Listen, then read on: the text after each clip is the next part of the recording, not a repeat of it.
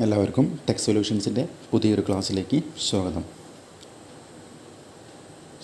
നമ്മളിന്ന് ഡിസ്കസ് ചെയ്യാൻ പോകുന്നത് നിങ്ങൾക്ക് സ്ക്രീനിൽ കാണുന്ന പോലെ തന്നെ നമ്മുടെ 4th സെമസ്റ്ററിലെ പ്രധാനപ്പെട്ട ഒരു സബ്ജക്റ്റായിട്ടുള്ള മെഷീൻ ഡ്രോയിങ് എന്ന പേപ്പറിലെ ഒരു പ്രധാനപ്പെട്ട എക്സാം പോയിൻ്റ് ഓഫ് വ്യൂവിൽ നിങ്ങൾക്ക് 15 മാർക്കോളം ഉറപ്പായിട്ടും സ്കോർ ചെയ്യാൻ പറ്റുന്ന ഒരു ടോപ്പിക്കാണ് നമ്മളൊന്ന് ഡിസ്കസ് ചെയ്യാൻ പോകുന്നത്. വളരെ ഈസി ആയിട്ട് നമുക്ക് ആ ടോപ്പിക്കിനെ കുറിച്ച് മനസ്സിലാക്കാൻ പറ്റും. അപ്പോൾ അതുപോലെ നമ്മളിപ്പോൾ ഏകദേശം നമ്മുടെ 3rd സെമസ്റ്ററിൻ്റെ അവസാനത്തെ നമ്മുടെ എക്സാം പോയിൻ്റ് ഓഫ് വ്യൂവിലൊക്കെ അവസാനം നടക്കുന്ന എക്സാമാണ് നമ്മുടെ മെഷീൻ ഡ്രോയിങ്ങിൻ്റെ എക്സാം. അപ്പോൾ തീർത്തും എല്ലാവരും ഒരു ഫൈനൽ ലാപ്പിലാണ് നിങ്ങളിപ്പോൾ എത്തിയിരിക്കുന്നുണ്ടായിരിക്കുക. അപ്പോൾ നമ്മുടെ ഈ മെഷീൻ ഡ്രോയിങ് കൂടി കഴിഞ്ഞാൽ പിന്നെ നിങ്ങൾ ഫ്രീ ആയി അല്ലേ. നമുക്ക് S4ലെ എല്ലാ തിയറി പേപ്പേഴ്സും S3ലെ എല്ലാ തിയറി പേപ്പേഴ്സും എക്സാമും കംപ്ലീറ്റ് ചെയ്യും. നമ്മളിതുപോലെ തന്നെ ഇനി നമ്മുടെ S4ലും വരുന്ന സെമസ്റ്ററുകളിൽ നമ്മൾ ക്ലാസ്സുകൾ കണ്ടക്ട് ചെയ്യാൻ പ്ലാൻ ചെയ്യുന്നുണ്ട്. ഇപ്പോൾ കുറച്ച് പേരൊക്കെ നമ്മുടെ ക്ലാസ്സിൽ പെയ്ഡ് കോഴ്സ് വാങ്ങിയിട്ട് ജോയിൻ ചെയ്തിട്ടുണ്ടായിരുന്നു. നമ്മുടെ കഴിഞ്ഞ എക്സാമുകൾ, അതായത് സ്ട്രെങ്ത് ഓഫ് മെറ്റീരിയൽസിനും അതുപോലെ മെറ്റീരിയൽ സയൻസ് ആൻഡ് മെട്രോളജി, പിന്നെ നമ്മുടെ fundamentals of electrical engineering, machine tools, നമ്മൾ ലാസ്റ്റ് നടക്കാൻ പോകുന്ന എക്സാമിന് മെഷീൻ ഡ്രോയിങ് ആണ്. അപ്പോൾ കുറച്ച് ആളുകളെങ്കിലും നമ്മുടെ ക്ലാസ്സുകൾ കാണുന്ന കുറച്ച് പേരെങ്കിലും നമ്മുടെ പെയ്ഡ് കോഴ്സ് വാങ്ങിയിട്ടുണ്ട്.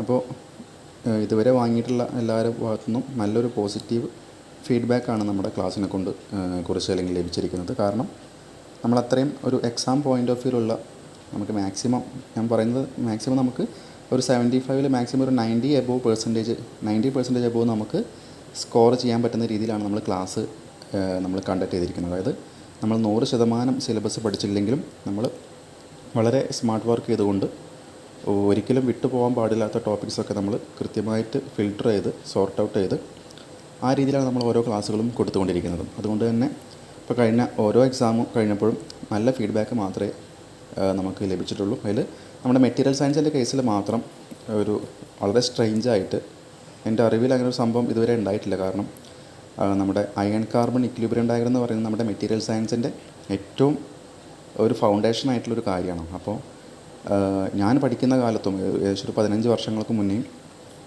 കഴിഞ്ഞ എത്രയോ വർഷങ്ങളായിട്ട് നമ്മൾ ഈ ഒരു ടീച്ചിങ് ഫീൽഡിൽ വർക്ക് ചെയ്യുന്നുണ്ട്. അപ്പോൾ നമുക്കറിയാം കഴിഞ്ഞ ഏകദേശം ഒരു 7ഓളം വർഷമായി ഈ ഒരു ഫീൽഡിൽ വർക്ക് ചെയ്യുന്നു. അപ്പം കഴിഞ്ഞ 7 വർഷത്തെ ക്വസ്റ്റ്യൻ പേപ്പർ നോക്കിക്കഴിഞ്ഞാൽ, അതുപോലെ ഞാൻ പറഞ്ഞ പോലെ ഞാൻ പഠിക്കുന്ന കാലം തൊട്ടേ ഏതൊരു ക്വസ്റ്റ്യൻ, നമ്മുടെ മെറ്റീരിയൽ സയൻസ് എന്ന് പറയുന്ന സബ്ജക്റ്റിൽ ഏത് ക്വസ്റ്റ്യൻ പേപ്പർ നോക്കിക്കഴിഞ്ഞാലും, സപ്ലിമെൻ്ററി ആയിക്കോട്ടെ റെഗുലർ എക്സാം ആയിക്കോട്ടെ, ഏത് ക്വസ്റ്റ്യൻ പേപ്പർ നോക്കിയാലും അതിൽ ഒരു question iron carbon equilibrium diagram ആയിരുന്നു. എന്നാൽ നമ്മുടെ ഈ തവണത്തെ 2025 നടന്നിട്ടുള്ള എക്സാമിൽ എന്ത് സംഭവിച്ചതെന്ന് വെച്ചാൽ ആ ഒരു ക്വസ്റ്റ്യൻ ചോദിച്ചതേ ഇല്ല. വളരെ സ്ട്രെയിഞ്ച് ആയിട്ടുള്ളൊരു കാര്യമായിരുന്നു സംഭവിച്ചിരിക്കുന്നത്. അപ്പം പലരും അതിൽ ചെറിയൊരു പരാതിയല്ല, ഒരു പരിഭവം പോലെ പറഞ്ഞിട്ടുണ്ടായിരുന്നു. അതായത് അത് ചോദിച്ചില്ലല്ലോ എന്നുള്ള രീതിയിൽ. അപ്പം അത് എന്താ പറയുക, നമ്മളിങ്ങനെ സംഭവിക്കുന്നതാണല്ലേ, നമുക്കൊന്നും ചെയ്യാൻ കഴിയില്ല. അപ്പോൾ ക്വസ്റ്റ്യൻ പേപ്പർ ഇടുന്ന ഒരു വ്യക്തിയുടെ പോയിൻ്റ് ഓഫ് വ്യൂ ചിന്തിക്കുമ്പോൾ ഒരുപക്ഷെ അയാൾക്ക് ആ ഒരു ക്വസ്റ്റ്യൻ വയ്ക്കാൻ തോന്നിയിട്ടുണ്ടായിരിക്കില്ല അല്ലേ. അപ്പോൾ അങ്ങനെ സംഭവിച്ചൊരു കാര്യം മാത്രമാണ് അയൺ കാർബൺ ഇക്വിലിബ്രിയം ഡയഗ്രം. പക്ഷേ ഞാൻ പറഞ്ഞു എല്ലാവരോടും, അതായത് അയൺ കാർബൺ ഇക്വിലിബ്രിയം ഡയഗ്രം പഠിക്കാൻ പറ്റുകയെന്ന് പറയുന്നത് തന്നെ വലിയൊരു കാര്യമാണ്. അതായത് കൃത്യമായിട്ട് അതിനെക്കുറിച്ചുള്ള ഓരോ പോയിന്റുകളും മനസ്സിലാക്കി പഠിക്കാൻ പറ്റുന്നതും അതുപോലെ അത് കാണാതെ വരയ്ക്കാൻ സാധിക്കുക എന്നൊക്കെ പറയുന്നത് വലിയൊരു കാര്യം തന്നെയാണ്. അപ്പം ആ ഒരു സ്കില്ല് അല്ലെങ്കിൽ അതിനെക്കുറിച്ച് നല്ലൊരു നോളജ് നിങ്ങൾക്ക് ഉണ്ടാക്കിയെടുക്കാൻ സാധിച്ചിട്ടുണ്ടായിരിക്കും അല്ലേ. പഠിച്ച ആളുകൾക്ക് അറിയുന്നുണ്ടായിരിക്കും. നമ്മൾ ആദ്യമായിട്ട് അയൺ കാർബൺ ഇക്വിലിബ്രിയം ഡയഗ്രം കണ്ട ഒരാളും എന്ത് ചെയ്യില്ല, അത് പഠിക്കാൻ വേണ്ടി ശ്രമിക്കില്ല. കാരണം നമ്മൾ ഡയഗ്രം ഫസ്റ്റ് നമ്മൾ ഡയഗ്രം കണ്ട ഒരിക്കലും അത് നമുക്ക് പഠിക്കാൻ പറ്റുമെന്ന്, അല്ലെങ്കിൽ നമുക്ക് പഠിച്ച് അതിനെക്കുറിച്ച് എക്സ്പ്ലെയിൻ ചെയ്യാൻ പറ്റുന്ന ഒരിക്കലും വിശ്വസിക്കുന്നുണ്ടായിരിക്കില്ല. പക്ഷേ നമ്മുടെ ക്ലാസ്സുകൾ കണ്ടിട്ടുള്ള പലരും നല്ല മിക്കവാറും എല്ലാവരും എന്ത് ചെയ്തിട്ടുണ്ട്, ആ ഒരു അയൺ കാർബൺ ഇക്വിലിബ്രിയം ഡയഗ്രം വരച്ച് ശരിക്കും സ്വന്തമായിട്ട് കാണാണ്ട് വരച്ച് അതിനെക്കുറിച്ച് എക്സ്പ്ലെയിൻ ചെയ്യാനുള്ള ഒരു എബിലിറ്റിയിലേക്ക് എത്തിച്ചേർന്നത് അല്ലേ. അപ്പോൾ നിങ്ങൾക്ക് തന്നെ അറിയുന്നുണ്ടായിരിക്കും, ക്ലാസ്സുകൾ കണ്ട് പഠിച്ച ആളുകൾക്ക് അറിയുന്നുണ്ടായിരിക്കും. അപ്പോൾ ഒരിക്കലും നിങ്ങൾക്കത് നിങ്ങളുടെ ലൈഫിൽ ത്രൂ ഔട്ട് ഒരിക്കലും ഒരു നഷ്ടമായിട്ട് ഒരിക്കലും വരില്ല. കാരണം നിങ്ങൾ ഭാവിയിൽ ഇനിയിപ്പോൾ ഒരു കോമ്പറ്റേറ്റീവ് എക്സാമൊക്കെ പഠിക്കുന്ന സമയത്ത് ഒരു PSC എക്സാം പോയിൻ്റ് ഓഫ് വ്യൂവിലോ അല്ലെങ്കിൽ നമ്മുടെ ഒരു റെയിൽവേ എക്സാം പോയിൻ്റ് ഓഫ് വ്യൂവിലോ SSC എക്സാം, അങ്ങനെ ഒരുപാട് കോമ്പറ്റേറ്റീവ് എക്സാംസ് ഉണ്ടല്ലോ. അപ്പോൾ അതിനൊക്കെ സ്ഥിരമായിട്ട് ആ ഒരു ടോപ്പിക്കിൽ നിന്ന് ക്വസ്റ്റ്യൻസ് ചോദിക്കാറുണ്ട്. അപ്പോൾ ഒരിക്കലും ആർക്കും എന്താവില്ല, അതൊരു നഷ്ടമായി പോകില്ല. ഓക്കെ, അപ്പോൾ ഞാൻ പറഞ്ഞു വന്നത്, നമ്മളിപ്പോൾ കൊടുത്തിട്ടുള്ള എല്ലാ കോഴ്സുകളും വളരെ നല്ലൊരു ഫീഡ്ബാക്ക് മാത്രമേ കിട്ടിയിട്ടുള്ളൂ. അതുകൊണ്ട് തന്നെ ഇപ്പോൾ നമ്മുടെ ക്ലാസ്സിൽ ജോയിൻ ചെയ്തിട്ടുള്ള പല ആളുകളും പറയുന്നത് അവർക്ക് വരുന്ന സെമസ്റ്ററുകളിൽ ഇതുപോലെ ക്ലാസ്സുകൾ ആവശ്യപ്പെട്ടിട്ടുണ്ട്. അതായത് ക്ലാസ്സുകൾ നമ്മൾ ഈ ഒരു സെമസ്റ്റർ അവസാനിച്ച് ലാബ് എക്സാമുകൾ കഴിഞ്ഞ് ഏകദേശം 2-3 ആഴ്ചയ്ക്കകത്ത് എന്ത് ചെയ്യും, നമ്മുടെ അടുത്ത സെമസ്റ്റർ സ്റ്റാർട്ട് ചെയ്യും. അപ്പോൾ ആ സെമസ്റ്റർ സ്റ്റാർട്ട് ചെയ്യുന്നതിൻ്റെ കൂടെ തന്നെ നമ്മുടെ ഓൺലൈൻ ക്ലാസ്സുകളും സ്റ്റാർട്ട് ചെയ്യാനാണ് ആവശ്യപ്പെട്ടിരിക്കുന്നത്. കാരണം എന്താണെന്ന് വെച്ചാൽ നിങ്ങൾക്ക് അറിയുന്നുണ്ടായിരിക്കും, നിങ്ങളിപ്പോൾ പല ആളുകളും ഈ ഒരു ക്ലാസ്സിനെ കുറിച്ചൊക്കെ അറിഞ്ഞിട്ടുണ്ടായിരിക്കും. ഒരു പക്ഷേ നമ്മുടെ എക്സാമിൻ്റെ ഒരാഴ്ച മുന്നോ അല്ലെങ്കിൽ ഒരു മാസം മുന്നോ അല്ലെങ്കിൽ പല ആളുകളും എക്സാമിൻ്റെ തലേന്നൊക്കെയാണ് അറിഞ്ഞിട്ടുള്ളത് നമ്മുടെ ഒരു ക്ലാസ്, ഇങ്ങനെ ഒരു ക്ലാസ് കിട്ടുന്നുണ്ടെന്നുള്ള കാര്യം. അപ്പോൾ അങ്ങനെ കിട്ടിയ ആളുകൾക്കൊക്കെ അല്ലെങ്കിൽ ക്ലാസ്സിൽ പെയ്ഡ് കോഴ്സിൽ ജോയിൻ ചെയ്ത ആളുകൾക്കൊക്കെ നല്ലൊരു ബെനിഫിറ്റ് മാത്രമേ ഉണ്ടായിട്ടുള്ളൂ. അത് നിങ്ങൾക്ക് അറിയാവുന്ന കാര്യം തന്നെയാണ് അല്ലേ. ഇപ്പോൾ ഞാൻ പറഞ്ഞു വന്നത് അതുപോലെ നമ്മുടെ ക്ലാസ്സിൽ ജോയിൻ ചെയ്ത ആളുകളും പറയുന്നത് എന്താണെന്ന് വെച്ചാൽ നമ്മൾ സെമസ്റ്റർ തുടങ്ങുമ്പോൾ തന്നെ ഇതിൻ്റെ കൂടെ പാരലായിട്ട് ക്ലാസ്സുകൾ കൊണ്ടുപോകാം. അങ്ങനെ ആകുമ്പം നിങ്ങൾക്കാണ് ഏറ്റവും ബെനിഫിറ്റ്. അതുപോലെ എനിക്കും കുറച്ച് ഗുണമാണ്. കാരണം ഞാൻ അത്ര ധൃതി കൂട്ടിയിട്ട് അല്ലെങ്കിൽ വളരെ ഫാസ്റ്റായിട്ട് ഇങ്ങനെ ഒരു ഓവർലോഡ് വർക്ക് ചെയ്യേണ്ട ഒരു ആവശ്യം എനിക്കും വരില്ല. കാരണം കഴിഞ്ഞ നമ്മുടെ ഒക്ടോബർ 2-ാം തീയതി ആണെന്ന് തോന്നുന്നു ആദ്യമായിട്ട് നമ്മുടെ ക്ലാസ്സിന് വേണ്ടി ഒരു എൻക്വയറി വന്നിട്ടുണ്ടായിരുന്നു 3rd സെമസ്റ്ററിൽ. അങ്ങനെ എൻ്റെ ഒരു ഓർമ്മ ഒക്ടോബർ 2-ാം തീയതി ആണെന്ന് തോന്നുന്നു കേട്ടോ. ആദ്യമായിട്ട് പെയ്ഡ് കോഴ്സിൽ ജോയിൻ ചെയ്തിരിക്കുന്നത് ഒക്ടോബർ 2-ാം തീയതിയാണ്. അപ്പോൾ നമ്മുടെ എക്സാമിൻ്റെ കറക്റ്റ് ഏകദേശം ഒരു മാസം മുന്നെയാണ് ആ ഡേറ്റ് വരുന്നത് അല്ലേ. അപ്പോൾ നമുക്കറിയാം, അങ്ങനെ ആവുന്ന സമയത്ത് പലർക്കും പഠിച്ചു തുടങ്ങാനൊക്കെ ഒരു ബുദ്ധിമുട്ടുണ്ടായിരിക്കും. അത്രയും ഷോർട്ട് പീരീഡിലൊക്കെ മുഴുവനായിട്ടും പഠിക്കാനുള്ള ബുദ്ധിമുട്ടൊക്കെ ഉണ്ടായിരിക്കും.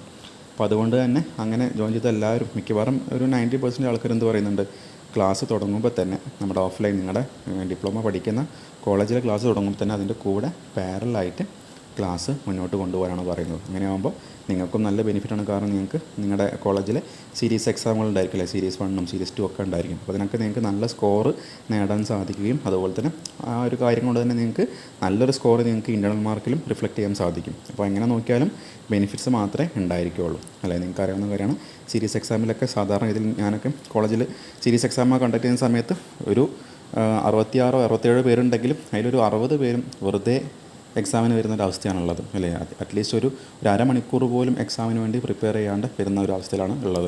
അപ്പോൾ നമുക്ക് എന്ത് ചെയ്യാം, ആ ഒരു സാഹചര്യത്തിൽ നമുക്ക് ഇങ്ങനെ ഒരു ക്ലാസ്സുകൾ കിട്ടുകയാണെങ്കിൽ എന്തായിരിക്കും നിങ്ങൾക്ക് ഒരുപാട് ബെനിഫിറ്റ് ആയിരിക്കും. അറ്റ്ലീസ്റ്റ് ത്രൂ ഔട്ട് ക്ലാസ്സുകൾ കണ്ടില്ലെങ്കിലും അറ്റ്ലീസ്റ്റ് നിങ്ങൾക്ക് എക്സാമിൻ്റെ തലേന്നെങ്കിലും എന്ത് ചെയ്യാം, ഇപ്പോൾ പഠിക്കുന്ന പോലെ പഠിക്കാനുള്ളൊരു അവസരം നിങ്ങൾക്ക് കിട്ടുന്നതാണ് അല്ലേ. അപ്പോൾ നിങ്ങൾ എന്ത് ചെയ്യാം, ആദ്യം തന്നെ നമ്മൾ ക്ലാസ്സുകൾ അനൗൺസ് ചെയ്യാൻ പോവുകയാണ്. മിക്കവാറും നെക്സ്റ്റ് വീക്ക് അല്ലെങ്കിൽ ഈ വീക്കിൻ്റെ അവസാനത്തോടു കൂടി നമ്മൾ ക്ലാസ്സിനെ കുറിച്ച് അനൗൺസ് ചെയ്യും. അപ്പോൾ എന്ത് ചെയ്യുക, താല്പര്യമുള്ളവരൊക്കെ ആ ക്ലാസ്സിൽ ജോയിൻ ചെയ്യാനായിട്ട് ശ്രമിക്കുക. ഓക്കെ. അപ്പോൾ നിങ്ങൾക്ക് ഒരിക്കലും നിങ്ങൾ അതിനു വേണ്ടി മുടക്കുന്ന ഒരു കോഴ്സ് ഫീ എന്താണ് അത് വെച്ച് കമ്പയർ ചെയ്യുമ്പോൾ നിങ്ങൾക്ക് ഒരിക്കലും അതൊരു നഷ്ടമായി പോകില്ല. കാരണം നിങ്ങൾക്കറിയാം, പല ആളുകൾക്കും ഇപ്പോൾ പല ആളുകളും നമ്മുടെ ക്ലാസ്സിലൊക്കെ 50 രൂപയ്ക്ക് ജോയിൻ ചെയ്ത ആളുകൾ വരെയുണ്ട്. അപ്പോൾ ആലോചിച്ച് നോക്കുക, ഒരു 50 രൂപയ്ക്ക് തിരിച്ച് കിട്ടുന്ന മൂല്യം എത്രത്തോളമാണുള്ളത് അല്ലെങ്കിൽ നമ്മൾ ക്ലാസ് കൊണ്ട് കിട്ടുന്ന ആ ഒരു എന്താ പറയുക, അതിൻ്റെ ഒരു ക്ലാസ്സിനെ കൊണ്ട് നിങ്ങൾക്ക് ലഭിക്കുന്ന ഒരു ഗുണം എന്താണെന്ന് നിങ്ങൾ തിരിച്ചറിഞ്ഞ് നോക്കാം. ഓക്കെ. അപ്പോൾ ഞാൻ നേരത്തെ പറഞ്ഞ പോലെ ഞാൻ ഈ അടുത്ത ആഴ്ചയിലേക്ക് എന്ത് ചെയ്യുന്നില്ല, ഞാൻ നേരത്തെ പറഞ്ഞ അടുത്ത ആഴ്ചയിലേക്ക് ഞാൻ വെയിറ്റ് ചെയ്ത് ഞാൻ ഇപ്പോൾ തന്നെ എന്ത് ചെയ്യണം, നമ്മുടെ ക്ലാസ്സിനെ കുറിച്ച് അനൗൺസ് ചെയ്യാൻ പോകണം. അതായത് പുതിയൊരു വീഡിയോ, അതായത് ഞാൻ പറഞ്ഞ പോലെ ഞാൻ നേരത്തെ പറഞ്ഞു അടുത്ത ആഴ്ച അനൗൺസ് ചെയ്യാമെന്ന് പറഞ്ഞു. അപ്പോൾ ശരിക്കും പറഞ്ഞാൽ ഒരു വീഡിയോ ഇങ്ങനെ ഒഴിഞ്ഞിരുന്ന് ചെയ്യാമെന്ന് പറയുന്നത് തന്നെ വലിയൊരു ടാസ്ക്കാണ്. ഇപ്പോൾ തന്നെ ഞാൻ ജസ്റ്റ് ക്ലാസ് പോസ് ചെയ്തു. അതായത് നമ്മുടെ ഇവിടെ പ്രതീക്ഷിക്കാണ്ട് ഇപ്പോൾ മഴ പെയ്തു. അപ്പോൾ നമുക്ക് കുറച്ചൊരു മെഷീൻസൊക്കെ ഇവിടെ എന്താ പറയുക, നമ്മുടെ വീട്ടിൽ കുറച്ച് പണികളൊക്കെ ഉണ്ടായിരുന്നു.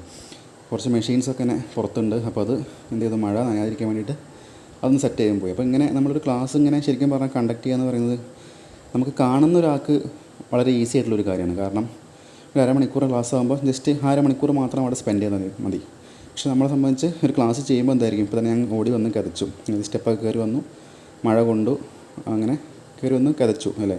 അപ്പോൾ നിങ്ങൾക്ക് ഒരു പക്ഷേ നമ്മൾ പല വീഡിയോകളും അല്ലെങ്കിൽ പല ക്ലാസ് എടുക്കുമ്പോഴും നിങ്ങൾക്കും ഫീൽ ചെയ്തിട്ടുണ്ടായിരിക്കും, ഞാൻ പലപ്പോഴും കിതയ്ക്കുന്നുണ്ടായിരിക്കും. കാരണം ഞാൻ ബ്രീത്ത് എടുക്കുന്ന ശബ്ദം ഒരു പക്ഷേ എനിക്ക് കേൾക്കുന്നുണ്ടായിരിക്കും. കാരണം എന്താണെന്ന് വെച്ചാൽ നമ്മൾ മിക്കവാറും ഞാൻ പറഞ്ഞ പോലെ നമ്മുടെ ജോലിയുടെ ഇടയിൽ ഒരു ചെറിയൊരു ഗ്യാപ്പ് കിട്ടും, ഒരു അരമണിക്കൂർ ഗ്യാപ്പ് കിട്ടും നമ്മൾ പ്രതീക്ഷിക്കുന്ന സമയത്താണ് നമ്മൾ അവിടെ നിന്ന് ജസ്റ്റ് മാറി ചിലപ്പം വേറെ ഏതെങ്കിലും ഒരു റൂമിലേക്ക് നമ്മൾ ഓടി കയറി പോകുന്നത്. അപ്പോൾ ആ സമയത്ത് പോയി ഇരിക്കുന്നു, അവിടെ പിന്നെ റിലാക്സ് ചെയ്യാനുള്ള ടൈമൊന്നുമില്ല, നേരെ പോയി ഇരിക്കുന്നു, നമ്മളെ ക്ലാസ് എടുക്കുന്നു, റെക്കോർഡ് ചെയ്യുന്നു, സ്റ്റാർട്ട് ചെയ്യണം. അപ്പോൾ പല ക്ലാസ്സുകളും നമ്മൾ ചെയ്യുന്ന സമയത്ത് നിങ്ങൾക്ക് ഇതുപോലെ ഞാനിങ്ങനെ ഓടി വന്ന് കിതയ്ക്കുന്നൊരു ഫീൽ നിങ്ങൾക്ക് ഒരു പക്ഷേ തോന്നിയിട്ടുണ്ടായിരിക്കും. കാരണം ഇങ്ങനെ നമ്മൾ വളരെ എന്താ പറയുക, വളരെ അൺപ്ലാൻഡ് ആയിട്ടാണ് നമ്മൾ പല ക്ലാസ്സുകളും ചെയ്തു പോകുന്നത്. അപ്പോൾ ആ ഒരു വളരെ ഷോർട്ട് പീരീഡ് ആകുമ്പോഴാണ് ഇങ്ങനത്തെ പ്രശ്നങ്ങൾ സംഭവിക്കുന്നത് അല്ലേ. ഞാൻ പറഞ്ഞ പോലെ ഇപ്പോൾ തന്നെ ഈ ഒരു ക്ലാസ് റെക്കോർഡ് ചെയ്യുന്ന സമയത്ത് ഇടയ്ക്കൊന്ന് പോസ് ചെയ്തിട്ട് എനിക്ക് മറ്റ് ആക്ടിവിറ്റീസിലേക്ക് പോകേണ്ടി വന്നു. ശേഷം എന്ത് ചെയ്യണം, വീണ്ടും അതിൻ്റെ കണ്ടിന്യൂഷൻ വീണ്ടും പറയണം അല്ലേ. നമുക്കൊരു മിനിറ്റ് പോലും അവിടെ എന്ത് ചെയ്യാൻ പാടില്ല, ലാഗ് വരാൻ പാടില്ല. ഓക്കെ. ഞാൻ പറഞ്ഞു വന്നത് ശരിക്കും പറഞ്ഞാൽ നിങ്ങളൊരു അരമണിക്കൂർ അല്ലെങ്കിൽ 10 മിനിറ്റ് ക്ലാസ് കാണുകയാണെങ്കിൽ ആ 10 മിനിറ്റ് നിങ്ങൾക്ക് ശരിക്കും എഫക്റ്റീവ് ആവണം. അതെങ്ങനെ മാക്സിമം എത്രത്തോളം നല്ല രീതിയിൽ എഫക്റ്റീവ് ആക്കാൻ പറ്റുമോ ആ രീതിയിലാണ് നമ്മൾ ശ്രമിച്ചുകൊണ്ടിരിക്കുന്നത്. ഓക്കെ, അപ്പോൾ ഇനി പറയാനുള്ളത് നമ്മുടെ ആ ഒരു S4ൻ്റെ ഓൺലൈൻ ക്ലാസ്സുകളുടെ കാര്യമാണ്. അപ്പോൾ ഈ പറഞ്ഞ പോലെ നമ്മുടെ ക്ലാസ്സുകൾ, റെഗുലർ ക്ലാസ്സുകൾ എന്ന് സ്റ്റാർട്ട് ചെയ്യുന്നു കഴിയുന്നതും ആ ദിവസം തന്നെ നമ്മുടെ ഈ ഒരു ഓൺലൈൻ ക്ലാസ്സുകളും തുടങ്ങാനാണ് പ്ലാൻ ചെയ്യുന്നത്. അപ്പോൾ നിങ്ങൾക്ക് ഈ ഒരു 4th സെമസ്റ്ററിൽ പ്രധാനമായിട്ടും 4 തിയറി പേപ്പേഴ്സാണ് വരുന്നത്. അതിൽ ഏറ്റവും ടഫായിട്ടുള്ളൊരു പേപ്പറാണ് തെർമൽ എഞ്ചിനീയറിംഗ് എന്ന് പറയുന്നത്. നമ്മുടെ തെർമോഡൈനാമിക്സുമായിട്ട് അല്ലെങ്കിൽ തെർമോഡൈനാമിക്സിൻ്റെ ഒരു പോർഷനാണ് നമ്മുടെ തെർമൽ എഞ്ചിനീയറിംഗ്. ഇപ്പോൾ നമ്മൾ സാധാരണ തെർമോഡൈനാമിക്സ് എന്ന് പറയാറുണ്ട്. അതായത് നമ്മൾ ബിടെക് ലെവലൊക്കെ ആകുമ്പോൾ മിക്കവാറും തെർമോഡൈനാമിക്സ് ആയിരിക്കും പറയുന്നുണ്ടായിരിക്കാം. എന്നാൽ നമ്മുടെ ഒരു ഡിപ്ലോമ ലെവലിൽ നമ്മളതിനെ തെർമൽ എഞ്ചിനീയറിംഗ് എന്നാണ് നമ്മുടെ സബ്ജക്റ്റിൻ്റെ പേരായിട്ട് കൊടുത്തിരിക്കുന്നത്. അപ്പം ശരിക്കും പറഞ്ഞാൽ അതിൻ്റെ കോൺസെപ്റ്റുകൾ മനസ്സിലാക്കി പഠിച്ചിട്ടില്ലെങ്കിൽ നമുക്ക് വളരെ വലിയൊരു ടാസ്ക്കായിട്ട് മാറും ആ ഒരു സബ്ജക്റ്റ് പാസ്സാകുക എന്ന് പറയുന്നത്, അല്ലേ? അപ്പോൾ ശരിക്കും പറഞ്ഞാൽ തെർമൽ എഞ്ചിനീയറിംഗ് ശരിക്കും നമ്മളെ പഠിപ്പിക്കുന്ന ഒരു ടീച്ചർ അതിൻ്റെ കോൺസെപ്റ്റ് വൈസ് നമ്മുടെ ക്ലാസ്സിൻ്റെ തുടക്കം തൊട്ടേ അതിൻ്റെ ഒരു കറക്റ്റ് ഒരു കോൺസെപ്റ്റ് വൈസ് നമുക്ക് പറഞ്ഞു തന്നിട്ടില്ലെങ്കിൽ, ഇനി അഥവാ പറഞ്ഞു തന്നാലും നമുക്കറിയാം നമ്മുടെ ക്ലാസ്സിലിപ്പോൾ ഒരു പറയുന്ന പോലെ മിനിമം അല്ലെങ്കിൽ ഒരു മാക്സിമം 60 സ്റ്റുഡൻസ് ഉണ്ടായിരിക്കും, അല്ലേ? ഇപ്പോൾ ഈ നമ്മുടെ ഒരു പ്രാക്ടിക്കൽ സിറ്റുവേഷനിൽ എന്താണ് നമ്മൾ 60 പേര് ഒരു ക്ലാസ്സിലിരുന്ന് പഠിക്കുക എന്ന് പറയുന്നത് ശരിക്കും പറഞ്ഞാൽ വലിയൊരു ടാസ്ക് തന്നെയാണ്. അതായത് നമുക്ക് നമ്മുടെ ശ്രദ്ധ ഏത് നിമിഷവും തെറ്റി മറ്റൊന്നിലേക്ക് മാറാനുള്ള ടെൻഡൻസി ഉണ്ട്, അല്ലേ? അപ്പോൾ എന്തായിരിക്കും നമുക്ക് പലപ്പോഴും ഓഫ്ലൈൻ ക്ലാസ്സുകൾ ചിലപ്പോൾ എത്ര നല്ല ടീച്ചറാണെങ്കിൽ കൂടി എത്ര നന്നായിട്ട് കോൺസെപ്റ്റുകൾ പറഞ്ഞു തരുന്നുണ്ടെങ്കിൽ കൂടി എന്തായിരിക്കും നമുക്ക് നമ്മുടെ ശ്രദ്ധ തെറ്റിപ്പോകാനുള്ള ഒരു ടെൻഡൻസി വളരെ കൂടുതലാണ്. അഥവാ ഒരു തവണ ശ്രദ്ധ തെറ്റിപ്പോയാൽ എന്തായിരിക്കും പിന്നെ നമുക്ക് അവിടെ നിന്ന് ഒരു കണ്ടിന്യൂഷൻ കിട്ടില്ല, അല്ലേ? ടീച്ചർ ക്ലാസ്സിൽ പറയുന്ന കാര്യങ്ങൾക്ക് നമുക്കൊരു കണ്ടിന്യൂഷൻ കിട്ടാത്തൊരു പ്രശ്നം വരും. അപ്പോൾ അതെവിടെ ബാധിക്കും? നമുക്ക് പിന്നീട് പറയുന്ന കാര്യങ്ങൾ വേണ്ടത്ര കൃത്യമായിട്ട് മനസ്സിലാക്കാൻ പറ്റാത്ത ഒരു അവസ്ഥ വരുന്നുണ്ടായിരിക്കും. അപ്പോൾ മിക്കവാറും ഞാനൊക്കെ ഒരു ക്ലാസ് കൈകാര്യം ചെയ്യുന്ന സമയത്ത് മെജോറിറ്റി എന്ത് ചെയ്യും, തുടക്കം തൊട്ട് അവസാനം വരെ മാക്സിമം കുട്ടികളുടെ ഒരു അറ്റൻഷൻ കിട്ടാൻ വേണ്ടി എന്ത് ചെയ്യും, മാക്സിമം ഒരു സ്ട്രിക്റ്റായിട്ടാണ് ക്ലാസ്സുകൾ മുന്നോട്ട് കൊണ്ടുപോകാറുള്ളത്, അല്ലേ? അപ്പോൾ മാത്രമേ എന്ത് ചെയ്യുള്ളൂ, കുട്ടികൾ ഒരു അറ്റൻഷനിൽ ഇരിക്കുന്നുണ്ടായിരിക്കുള്ളൂ. അല്ലെങ്കിൽ ഒരു കുട്ടി ഒരു അറ്റൻഷൻ തെറ്റിക്കുന്ന രീതിയിലുള്ള എന്തെങ്കിലും കാര്യങ്ങൾ ഉണ്ടാക്കുന്നതായിരിക്കും അറ്റ്ലീസ്റ്റ് നമ്മുടെ ക്ലാസ്സിലെ ബാക്കിയുള്ള ഏതെങ്കിലും ശ്രദ്ധിക്കാൻ താല്പര്യമുള്ള ഒരു കുട്ടിക്ക് ചിലപ്പോൾ മറ്റൊരു കുട്ടിക്ക് എന്തായി പോകും, അപ്പോഴും അവൻ്റെയും ശ്രദ്ധ തെറ്റിയിട്ട് അവനും ആ ഒരു ക്ലാസ് ശരിക്കും ഒരു എഫക്റ്റീവ് അല്ലാത്ത ഒരു സിറ്റുവേഷനിലേക്ക് പോകുന്നുണ്ടായിരിക്കും. ഞാൻ പറഞ്ഞു വന്നത് അവിടെയാണ് നമ്മുടെ ഈ ഒരു ഓൺലൈൻ ക്ലാസ്സിൻ്റെ ഒരു എന്താ പറയുക വലിയൊരു ബെനിഫിറ്റ് എന്ന് പറയുന്നത്. അതായത് അഥവാ നമ്മുടെ ശ്രദ്ധ തെറ്റിക്കഴിഞ്ഞാൽ നമുക്ക് എന്ത് ചെയ്യണം, ക്ലാസ് ജസ്റ്റ് നിർത്തണം. എന്ത് ചെയ്യാം, നമുക്ക് ക്ലാസ് പോസ് ചെയ്യാനുള്ള അവസരമുണ്ട്, നമുക്ക് പിന്നീട് വന്ന് കാണാനുള്ള അവസരമുണ്ട്, അല്ലേ? നമുക്ക് നമ്മുടെ കയ്യിലുള്ള ഒരു മൊബൈൽ ഫോൺ വെച്ച് നമുക്ക് എന്ത് ചെയ്യും, മൊബൈൽ ഫോണോ ലാപ്ടോപ്പോ വെച്ച് നമുക്ക് ക്ലാസ്സുകൾ കണ്ട് പഠിക്കാനുള്ളൊരു അവസരം ഇന്നുണ്ട്, അല്ലേ? അപ്പോൾ അത്രയും നമ്മുടെ ടെക്നോളജിയുടെ ഡെവലപ്മെൻറ്റിനാണ് നമുക്ക് ഇങ്ങനെ ഒരു ഇത്രയും നമ്മുടെ റൂമിൽ വെച്ച് നമ്മൾ പഠിക്കുന്ന എല്ലാ സബ്ജക്റ്റും ഇരുന്ന് പഠിക്കാൻ പറ്റുന്ന പറയുന്നത് വലിയൊരു കാര്യം തന്നെയാണ്, അല്ലേ? ഒരു എക്സ്പീരിയൻസ്ഡ് ആയിട്ടുള്ള ഒരു അധ്യാപകൻ നമ്മുടെ കൂടെ നിന്ന് പഠിപ്പിക്കുന്ന അതേ അവസ്ഥയാണ് നിങ്ങൾക്ക് ഈ ഫോണിൽ കണ്ടു പഠിക്കുമ്പോഴും ഫീൽ ചെയ്യുന്നുണ്ടായിരിക്കാം, അല്ലേ?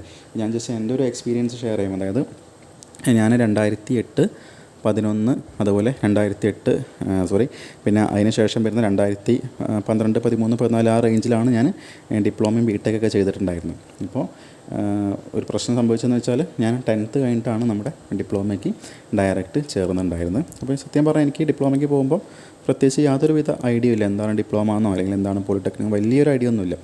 അതായത് ജസ്റ്റ് ഒരു കോളേജാണ് അല്ലെങ്കിൽ അവിടെ ഒരു ടെക്നിക്കലായിട്ടുള്ള കാര്യങ്ങളാണ് പഠിപ്പിക്കുന്നത് മാത്രമേ അറിയുള്ളൂ, അല്ലാണ്ട് വേറെ ഇൻഡെപ്തിൽ ഒരു കാര്യവും നമുക്കറിയില്ല. നമുക്ക് ജസ്റ്റ് നമ്മൾ കാരണം ഒരു സ്കൂൾ ലൈഫ് കഴിഞ്ഞിട്ട് നേരെ ഒരു കോളേജിലേക്ക് പോകണം, അല്ലേ? നമുക്കറിയാം 10th ക്ലാസ് വരെ കാരണം ശരിക്കും ഒരു സ്കൂൾ ലൈഫാണ്.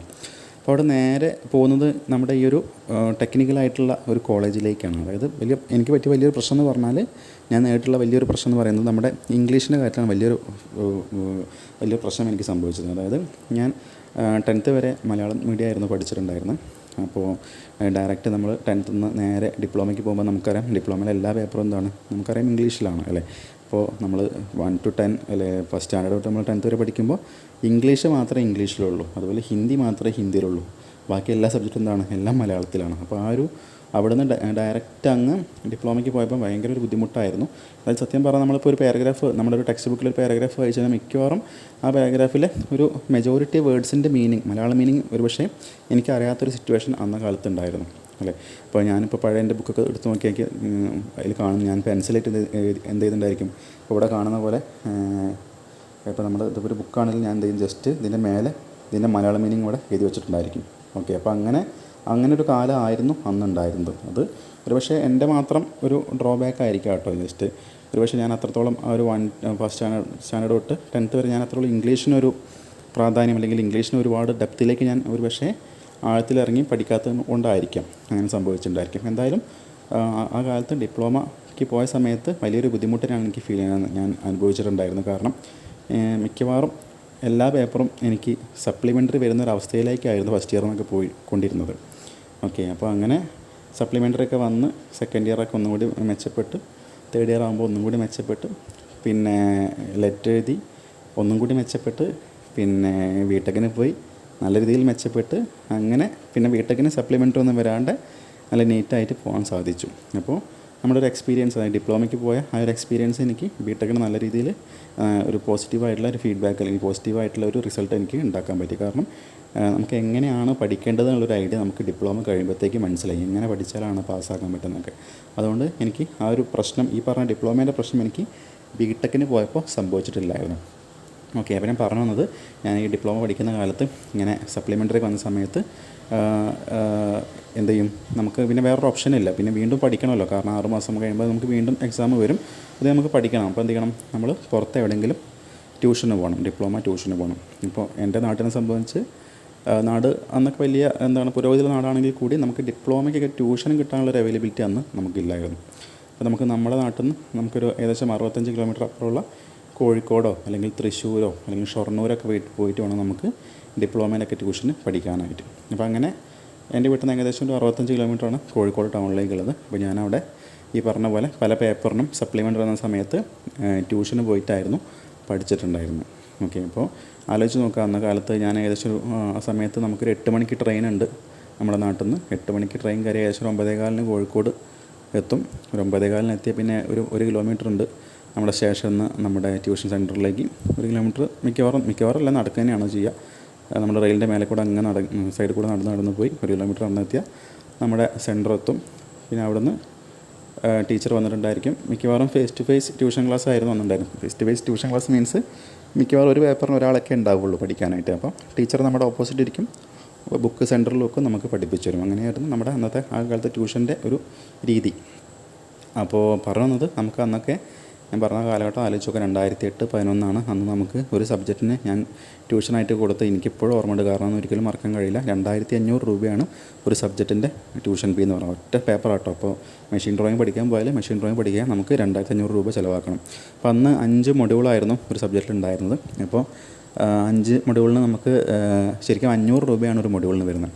അപ്പോൾ 5x5 നമുക്കൊരു മൊഡ്യൂൾ വേണമെങ്കിൽ നമുക്കൊരു മൊഡ്യൂൾ മാത്രം പഠിക്കാം, എന്ത് ചെയ്യാം, ബാക്കി പഠിക്കേണ്ട ആവശ്യമില്ല. അപ്പോൾ നമുക്ക് അങ്ങനെയൊന്നും അറിയില്ല അന്ന് എങ്ങനെ പഠിച്ചാലാണ് പാസ്സാകുന്ന ആരും നമുക്ക് പറഞ്ഞു തരാനില്ല. അതായത് നമുക്ക് നല്ല ടീച്ചേഴ്സൊക്കെ ഉണ്ടെങ്കിൽ കൂടി നമുക്ക് ആരും എങ്ങനെ പാസ്സാകാൻ വേണ്ടി പഠിക്കണം, അല്ലെങ്കിൽ ഏത് രീതിയാണ് നമ്മൾ അപ്രോച്ച് ചെയ്യണം, അങ്ങനെയൊന്നും നമുക്ക് ആരും ഇതുവരെ പറഞ്ഞു തന്നിട്ടില്ല അല്ലേ. അപ്പോൾ ഈ പറഞ്ഞ പോലെ 5 മൊഡ്യൂളിന് 500 വെച്ച് 2500 ഫീ വരുന്നത്. നമ്മൾ ഒരുമിച്ച് ഒറ്റ ഗഡുവായിട്ട് അടയ്ക്കുകയാണെങ്കിൽ, ഒറ്റ പേയ്മെൻ്റ് ആണെങ്കിൽ നമുക്ക് 2000 തന്നതായിട്ട് എനിക്ക് ഓർമ്മ ഉണ്ട് കേട്ടോ. അപ്പോൾ പറയാം, അത്രയും വലിയ ഫീ കൊടുത്തൊക്കെയാണ് നമ്മൾ അന്ന കാലത്ത് പഠിച്ചിട്ടുള്ളത്. അത്രയും വർഷങ്ങൾക്ക് മുന്നേ അത്രയും ഫീ ആയിരുന്നു ഓരോ സബ്ജക്റ്റിനും വാങ്ങിയിട്ടുണ്ടായിരുന്നു. അതേപോലെ നമ്മൾ ബിടെക്കിന് പഠിക്കുമ്പോഴും ഈ പറഞ്ഞ പോലെ ഞാൻ പറഞ്ഞു, എനിക്ക് ബിടെക്കിന് പഠിക്കുമ്പോൾ ഡിപ്ലോമേൻ്റെ എക്സ്പീരിയൻസ് ഉള്ളത് കാരണം എന്ത് ചെയ്തു, തുടക്കത്തിലെ എനിക്ക് മാത്സ് കുറച്ച് ടഫായത് കാരണം, മാത്സ് മീൻസ് നമ്മുടെ ഈ ഒരു +2 ലെവൽ മാത്സ് കുറച്ച് ടഫായത് കാരണം ഞാൻ S3 പഠിക്കുന്ന ബിടെക് S3 പഠിക്കുമ്പോഴേ ട്യൂഷന് പോയി. അപ്പോൾ ഞാൻ മാത്രമല്ല, എൻ്റെ കൂടെ കുറച്ച് ഫ്രണ്ട്സും ഉണ്ടായിരുന്നു. അപ്പോൾ ഞങ്ങൾ ഇതേപോലെ കോഴിക്കോട് പോയി തന്നെയാണ് ട്യൂഷനൊക്കെ പഠിച്ചിട്ടുണ്ടായിരുന്നത്. അപ്പോൾ ഞങ്ങളൊരു 5-6 പേരൊക്കെ ഉണ്ടായിരുന്നു. അപ്പോൾ ഞങ്ങളിങ്ങനെ രാവിലെ ഇറങ്ങും കോഴിക്കോട്, എന്നിട്ട് ഏറ്റവും ചീപ്പസ്റ്റ് ആയിട്ട് കിട്ടുന്ന സെൻറ്ററിൽ പോയിട്ട് ചേരും. അങ്ങനെയൊക്കെ ആയിരുന്നു അന്നത്തെ ഒരു കാലം. നല്ല രസമുള്ളൊരു കാലമായിരുന്നു. പക്ഷേ ആ സ്ഥാനത്ത് നിങ്ങൾ ആലോചിച്ചു, ഞാൻ പറഞ്ഞ പോലെ ഞാൻ ഏകദേശം ഒരു സബ്ജക്റ്റിന് ട്യൂഷന് പോകണമെങ്കിൽ മിനിമം ഒരു 5 ദിവസം പോയാലേ നമുക്ക്, അല്ല മിനിമം 5-6 ദിവസം പോയാലേ നമുക്ക് ഒരു 5 മൊഡ്യൂൾ കംപ്ലീറ്റ് ആക്കാൻ പറ്റുള്ളൂ. അപ്പോൾ മിനിമം ഒരു 5 ദിവസം പോകണമെങ്കിൽ നമുക്ക് ഈ പറഞ്ഞ പോലെ നമ്മൾ രാവിലെ മാറ്റി പുറപ്പെട്ട് അത്രയും ദൂരം ട്രാവൽ ചെയ്ത് ട്രെയിനിൽ പോയി, ബസ്സിൽ പോയി, നടന്നു പോയി, അവിടെ എത്തി പഠിച്ച് ഉച്ചയ്ക്ക് ഭക്ഷണം കഴിച്ച്, ചിലപ്പോൾ മിക്കവാറും കൊണ്ടുപോകും. അവിടുന്ന് ഭക്ഷണം കഴിച്ച് ഉച്ചയ്ക്ക് ശേഷം 2 മണിക്കൂർ ഇരുന്ന് അടുത്ത ട്രെയിൻ പിടിച്ച് തിരിച്ച് വന്ന് വീട്ടിലെത്തി. അപ്പോൾ അന്ന് അത്രയും ഒരു ബുദ്ധിമുട്ടാണ് നമുക്കൊരു ട്യൂഷനൊക്കെ പോകാനായിട്ട്. മീൻസ് ട്യൂഷന് പോകാനായിട്ട് പറഞ്ഞാൽ സാമ്പത്തിക ബുദ്ധിമുട്ടല്ല പറയുന്നത്, നമുക്ക് അത്രയും നമ്മളൊരു മാനുവൽ എഫേർട്ട് അവിടെ എടുക്കേണ്ടി വരും അല്ലേ. നിങ്ങൾ ആലോചിച്ച് ആ സ്ഥാനത്താണ് നമ്മുടെ കയ്യിൽ, നിങ്ങളിപ്പോൾ ഈ ഒരു ക്ലാസ് കാണുമ്പോഴേക്കും നിങ്ങളുടെ കയ്യിലായിരിക്കും നിങ്ങളുടെ മൊബൈൽ ഫോൺ ഉണ്ടായിരിക്കും, അല്ലെങ്കിൽ നിങ്ങളുടെ ഇൻ ഫ്രണ്ട് ഓഫ് നിങ്ങളുടെ ലാപ്ടോപ്പിന് മുന്നിലായിരിക്കും നിങ്ങൾ ഇരിക്കുന്നുണ്ടായിരിക്കും. അപ്പോൾ ആലോചിച്ച് നോക്കാം, നമ്മുടെ ടെക്നോളജിയുടെ ഡെവലപ്മെൻറ്റാണ് നമുക്ക് അത്രയും കാര്യങ്ങൾ നമുക്ക് ഈസി ആക്കാൻ മാറ്റിയത്. അതുകൊണ്ട് തന്നെയാണ് ഞാൻ ഈ പറഞ്ഞ പോലെ, ശരിക്കും പറഞ്ഞാൽ ഇപ്പോഴും നമ്മളൊരു കോച്ചിങ് സെൻറ്ററിൽ അല്ലെങ്കിൽ ട്യൂഷൻ സെൻറ്ററിൽ നമ്മളൊരു സബ്ജക്റ്റിന് വേണ്ടി ഡിപ്ലോമ സബ്ജക്റ്റിന് വേണ്ടി നമ്മൾ ട്യൂഷന് പോയാൽ ഈ പറഞ്ഞ പോലെ മിനിമം 3000 4000 ഫീ കൊടുക്കേണ്ടി വരും 4 മൊഡ്യൂളിന്. മിനിമം ഒരു മൊഡ്യൂളിന് ചിലപ്പോൾ 1000 വെച്ച് ചിലപ്പോൾ 4 മൊഡ്യൂളിന് 4000 ഒക്കെ കൊടുക്കേണ്ടി വരും. അല്ലെങ്കിൽ കൊടുക്കണം എന്ന് തന്നെയാണ് എൻ്റെ അറിവ്. കാരണം ഞാനും പല ഓഫ്ലൈൻ സെൻറ്ററിലും ക്ലാസ് എടുക്കാനൊക്കെ പോകാറുണ്ട്. ഓക്കെ, അപ്പോൾ അവർക്ക് മണിക്കൂറിന് വെച്ചാണ് നമുക്ക് അതിന് പേയ്മെൻ്റ് ഒക്കെ തരുന്നത്. അപ്പോൾ ആ കണക്ക് വെച്ച് നോക്കുമ്പോൾ ഒരു പേപ്പറിന് ഏകദേശം 4000-3000 റേഞ്ചിലൊക്കെയാണ് ഒരു കുട്ടീൻ്റെ കയ്യിൽ നിന്ന് വാങ്ങുന്നുണ്ടായിരിക്കുക. ഓക്കെ, അപ്പോൾ ആ സ്ഥാനത്താണ് നിങ്ങൾ ആലോചിച്ച് നോക്കുക, നിങ്ങളുടെ വീട്ടിലിരുന്ന് കേവലം ഒരു 2D8 അല്ലെങ്കിൽ 3D8 വരുന്ന നമ്പർ അല്ലെങ്കിൽ ആ ഒരു എമൗണ്ടാണ് നിങ്ങൾ ഈ ഒരു ക്ലാസ്സിന് വേണ്ടി നിങ്ങൾ ചിലവാക്കിയിട്ടുണ്ടായിരിക്കും. അപ്പോൾ ബാക്കിയുള്ള വേറൊരു ചിലവും വരുന്നില്ല നിങ്ങൾക്ക്. ആലോചിച്ച് നോക്കൂ, നിങ്ങൾക്ക് വേറെ എക്സ്പെൻസ് വരുന്നില്ല. പിന്നെ നെറ്റ് മിക്കവാറും എല്ലാവരും ഒരു എന്താ പറയുക ഫുൾ പാക്കേജ് ഒരു മാസത്തേക്കോ അല്ലെങ്കിൽ 3 മാസത്തേക്കുള്ള പാക്കേജൊക്കെ എടുക്കുന്നുണ്ടായിരിക്കും. അപ്പോൾ അവിടെയും നമുക്ക് വലിയൊരു നഷ്ടം സംഭവിക്കാനില്ല. അപ്പോൾ ആലോചിച്ച് നോക്കുക, ടെക്നോളജി അത്രയും ഡെവലപ്പ് ആയതുകൊണ്ട് നിങ്ങൾക്ക് മാക്സിമം ആ ഒരു രീതിയിലൊക്കെ നല്ല കാര്യങ്ങൾക്ക് വേണ്ടി നിങ്ങൾക്ക് എന്ത് ചെയ്യാം, അങ്ങനെ യൂസ്ഫുള്ളായിട്ട് ഉപയോഗിക്കാനും സാധിക്കും അല്ലേ. അപ്പോൾ നിങ്ങൾ ടെക്നോളജിയെ മാക്സിമം എല്ലാ തരത്തിലും സ്വന്തം ലൈഫിൽ നല്ല കാര്യങ്ങൾക്ക് വേണ്ടി യൂസ് ചെയ്യാൻ ശ്രമിക്കുക. അപ്പോൾ നമ്മൾ യൂട്യൂബ് ഉപയോഗിക്കുമ്പോൾ നമുക്ക് സിനിമകൾ കാണാൻ പറ്റും, എൻ്റർടൈൻമെൻറ്റ് കാര്യങ്ങളൊക്കെ നമുക്ക് വാച്ച് ചെയ്യാനൊക്കെ സാധിക്കും. അതുപോലെ നമുക്ക് എന്ത് ചെയ്യാം, ക്ലാസ്സുകളും കണ്ട് പഠിക്കാൻ നിങ്ങളുടെ ഈ പ്രായത്തിൽ ഇപ്പോൾ പഠിക്കുക എന്നുള്ളതിന് ഏറ്റവും ഇമ്പോർട്ടൻ്റ് ആയിട്ടുള്ള കാര്യം അല്ലേ. അപ്പോൾ നിങ്ങൾ എന്ത് ചെയ്യാം, മാക്സിമം അതൊക്കെ നല്ല രീതിയിൽ യൂസ് ചെയ്തിട്ട് മുന്നോട്ട് പോകാൻ വേണ്ടി ശ്രമിക്കാം. ഓക്കെ, ഞാൻ പറഞ്ഞു വന്നത് നമ്മുടെ S4ൻ്റെ ക്ലാസ്സുകൾ തുടങ്ങാൻ തന്നെയാണ് പ്ലാനുള്ളത്. അപ്പോൾ നിങ്ങൾ ഒരുപാട് പേരൊക്കെ ഉണ്ടെങ്കിൽ ഈ പറഞ്ഞ പോലെ നിങ്ങളിപ്പോൾ വാങ്ങിയിട്ടുള്ള ഫീനേക്കാളും കുറഞ്ഞ ഫീലൊക്കെ നിങ്ങൾക്ക് ക്ലാസ്സിൽ ജോയിൻ ചെയ്യാൻ സാധിക്കും. അപ്പോൾ എന്ത് ചെയ്യുക, ക്ലാസ്സുകൾ ഇതുവരെ കണ്ട ക്ലാസ്സുകളൊക്കെ ബെനിഫിറ്റായിട്ട് തോന്നിയിട്ടുണ്ടെങ്കിൽ എന്ത് ചെയ്യാം, കഴിയുന്നതും മാക്സിമം നിങ്ങളുടെ ഫ്രണ്ട്സിലേക്കൊക്കെ എത്തിക്കാൻ വേണ്ടി ശ്രമിക്കാം. ഓക്കെ, ഇപ്പോൾ ഞാനിനി അധികം കാര്യങ്ങൾ പറയുന്നില്ല, നമുക്ക് ജസ്റ്റ് എന്ത് ചെയ്യാം, ക്ലാസ്സിലേക്ക് പോകാം. അതുകൊണ്ട് മെഷീൻ ഡ്രോയിങ്ങിൻ്റെ ക്ലാസ്സാണ്. നമ്മൾ മെഷീൻ ഡ്രോയിങ്ങിൽ സാധാരണ പോലെ 4 മൊഡ്യൂൾസ് ഉണ്ട്. നിങ്ങൾക്കറിയാം 4 മൊഡ്യൂൾസിൽ ടോട്ടൽ 75 മാർക്കാണ് കിട്ടുന്നുണ്ടായിരിക്കാം. 4 മൊഡ്യൂളിൻ്റെ ഒരു മാർക്കിൻ്റെ സ്പ്ലിറ്റപ്പ് ഒക്കെ ഇവിടെ സ്ക്രീനിൽ കാണുന്നുണ്ടായിരിക്കും. First module 15 mark, second 15 mark, third 30 mark, fourth 15 mark 15 mark. അപ്പോൾ നമ്മൾ ഈ ഒരു സെക്കൻഡ് മൊഡ്യൂളിൽ 2 ടോപ്പിക്ക് വരുന്നുണ്ട്. ഒരു ടോപ്പിക്ക് വരുന്നത് നമ്മുടെ സർഫസ് റഫ്നെസ്സിനെ കുറിച്ചൊക്കെയാണ് അവിടെ പറയുന്ന കാര്യങ്ങൾ. രണ്ടാമത്തെ ടോപ്പിക്ക് നമ്മുടെ ഫിറ്റ്സ് ആൻഡ് ടോളറൻസ് ആണ്. ഓക്കെ, ഫിറ്റ്സ് ആൻഡ് ടോളറൻസ് പറയുന്ന ടോപ്പിക്കാണ്. അപ്പോൾ നിങ്ങൾക്ക് എക്സാം പോയിൻ്റ് ഓഫ് വ്യൂലൊക്കെ ഈ ഒരു ടോപ്പിക്കിൽ നിന്ന് 15 മാർക്കിൻ്റെ ഒരു ന്യൂമറിക്കൽ പ്രോബ്ലമാണ് ഉണ്ടായിരിക്കുക. ഇവിടുന്ന് നമുക്ക് ഫിഗർ വരച്ച് അതിൽ കാര്യങ്ങൾ മാർക്ക് ചെയ്യുന്നതായിരിക്കും ആ ഒരു ടോപ്പിക്കിൽ നിന്നുണ്ടായിരിക്കുക. അപ്പോൾ വളരെ എളുപ്പത്തിൽ നമുക്ക് ഈ ഒരു ഫിറ്റ്സ് ആൻഡ് ടോളറൻസ് പഠിക്കാൻ പറ്റും. നമ്മൾ ഒരു മാക്സിമം നമുക്ക് അറിയേണ്ട കാര്യങ്ങൾ 2 സംഖ്യകൾ തമ്മിൽ ആഡ് ചെയ്യാനും അതുപോലെ സബ്സ്ട്രാക്റ്റ് ചെയ്യാനും നമുക്കറിയില്ല, കൂട്ടാനും കുറയ്ക്കാനും അറിയണം. ആ ഒരു ലോജിക്ക് മാത്രം ഉണ്ടെങ്കിൽ നമുക്ക് ഉറപ്പായിട്ടും ഇതിനുള്ള 15 മാർക്ക് നമുക്ക് സ്കോർ ചെയ്യാൻ പറ്റും. ഓക്കെ, അപ്പോൾ നിങ്ങൾ ഇത് തൽക്കാലം ഒരു ഡെമോ ക്ലാസ്സാണ്. നിങ്ങൾക്ക് എന്തെങ്കിലും ക്ലാസ് കണ്ടിട്ട് ക്ലാസ്സുകൾ ബെനിഫിറ്റായെന്ന് തോന്നുന്നുണ്ടെങ്കിൽ നിങ്ങൾ എന്ത് ചെയ്യുക, മെഷീൻ ഡ്രോയിങ്ങിൻ്റെ എക്സാമിൽ ഉറപ്പായിട്ടും പാസ്സാകണം എന്ന് ആഗ്രഹം ഉണ്ടെങ്കിൽ എന്ത് ചെയ്യുക, നിങ്ങൾ ക്ലാസ്സിൽ പെയ്ഡ് കോഴ്സിൽ ജോയിൻ ചെയ്യാൻ ശ്രമിക്കുക. വളരെ കുറഞ്ഞ ഫീ മാത്രമേ ഇപ്പോൾ വാങ്ങിക്കുന്നുള്ളൂ. കാരണം അത്യാവശ്യം കുട്ടികൾ നമുക്ക് സ്റ്റുഡൻസ് നമ്മുടെ കോഴ്സ് വാങ്ങിയത് കാരണം ഇനിയുള്ളവർക്ക് എന്ത് ചെയ്യാൻ പറ്റും, വളരെ കുറഞ്ഞ ഫീലൊക്കെ വേണമെങ്കിൽ നമുക്ക് ക്ലാസ് കൊടുക്കാൻ പറ്റും. ഓക്കെ, ഇപ്പോൾ തന്നെ വേണമെങ്കിൽ ഞാൻ ഒരു എക്സാമ്പിൾ പറയാം. ഇവിടെ ഇപ്പോൾ 75 മാർക്ക് എന്ന് പറയുന്നുണ്ട്. വേണമെങ്കിൽ എന്ത് ചെയ്യാം, എനിക്ക് ഈ പറഞ്ഞ 75 റുപ്പീസിന് വരെ എന്ത് ചെയ്യാം, ഇപ്പോൾ ക്ലാസ്സിൽ കൊടുക്കാനുള്ള ഒരു സിറ്റുവേഷനിലുണ്ട്. കാരണം അത്രയും കുട്ടികൾ നമുക്കിപ്പോൾ വന്നിട്ടുണ്ട്. ഓക്കെ, അപ്പോൾ ഓൾറെഡി ബ്രേക്ക് ഇവൺ ആയി നമ്മുടെ സബ്ജക്റ്റ്.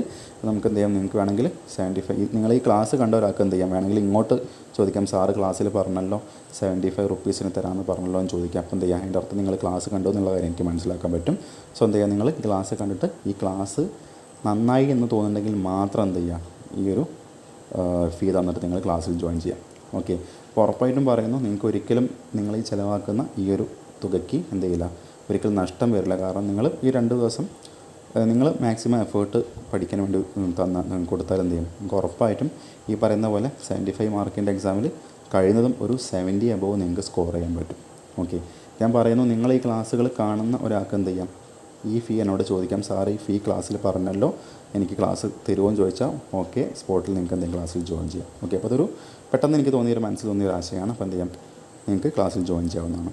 സോ നമ്മൾ ഡയറക്റ്റ് സെക്കൻഡ് മൊഡ്യൂളിൻ്റെ നോട്ട്സിലേക്ക് പോകാം. പിന്നെ നമ്മുടെ ഒരു 3 PYQs എടുത്താണ് നമ്മുടെ ക്ലാസ് ഡിസ്കസ് ചെയ്യാൻ പോകുന്നത്. അതായത് കഴിഞ്ഞ 3 വർഷങ്ങളിൽ നമ്മുടെ മെഷീൻ ഡ്രോയിങ് എക്സാമിൽ ചോദിച്ചിരിക്കുന്ന 3 ക്വസ്റ്റ്യൻസാണ്. ഓക്കെ, അതായത് ഞാൻ പറഞ്ഞ പോലെ ഫിറ്റ്സ് ആൻഡ് ടോളറൻസ് എന്ന് പറയുന്ന ടോപ്പിക്കിൽ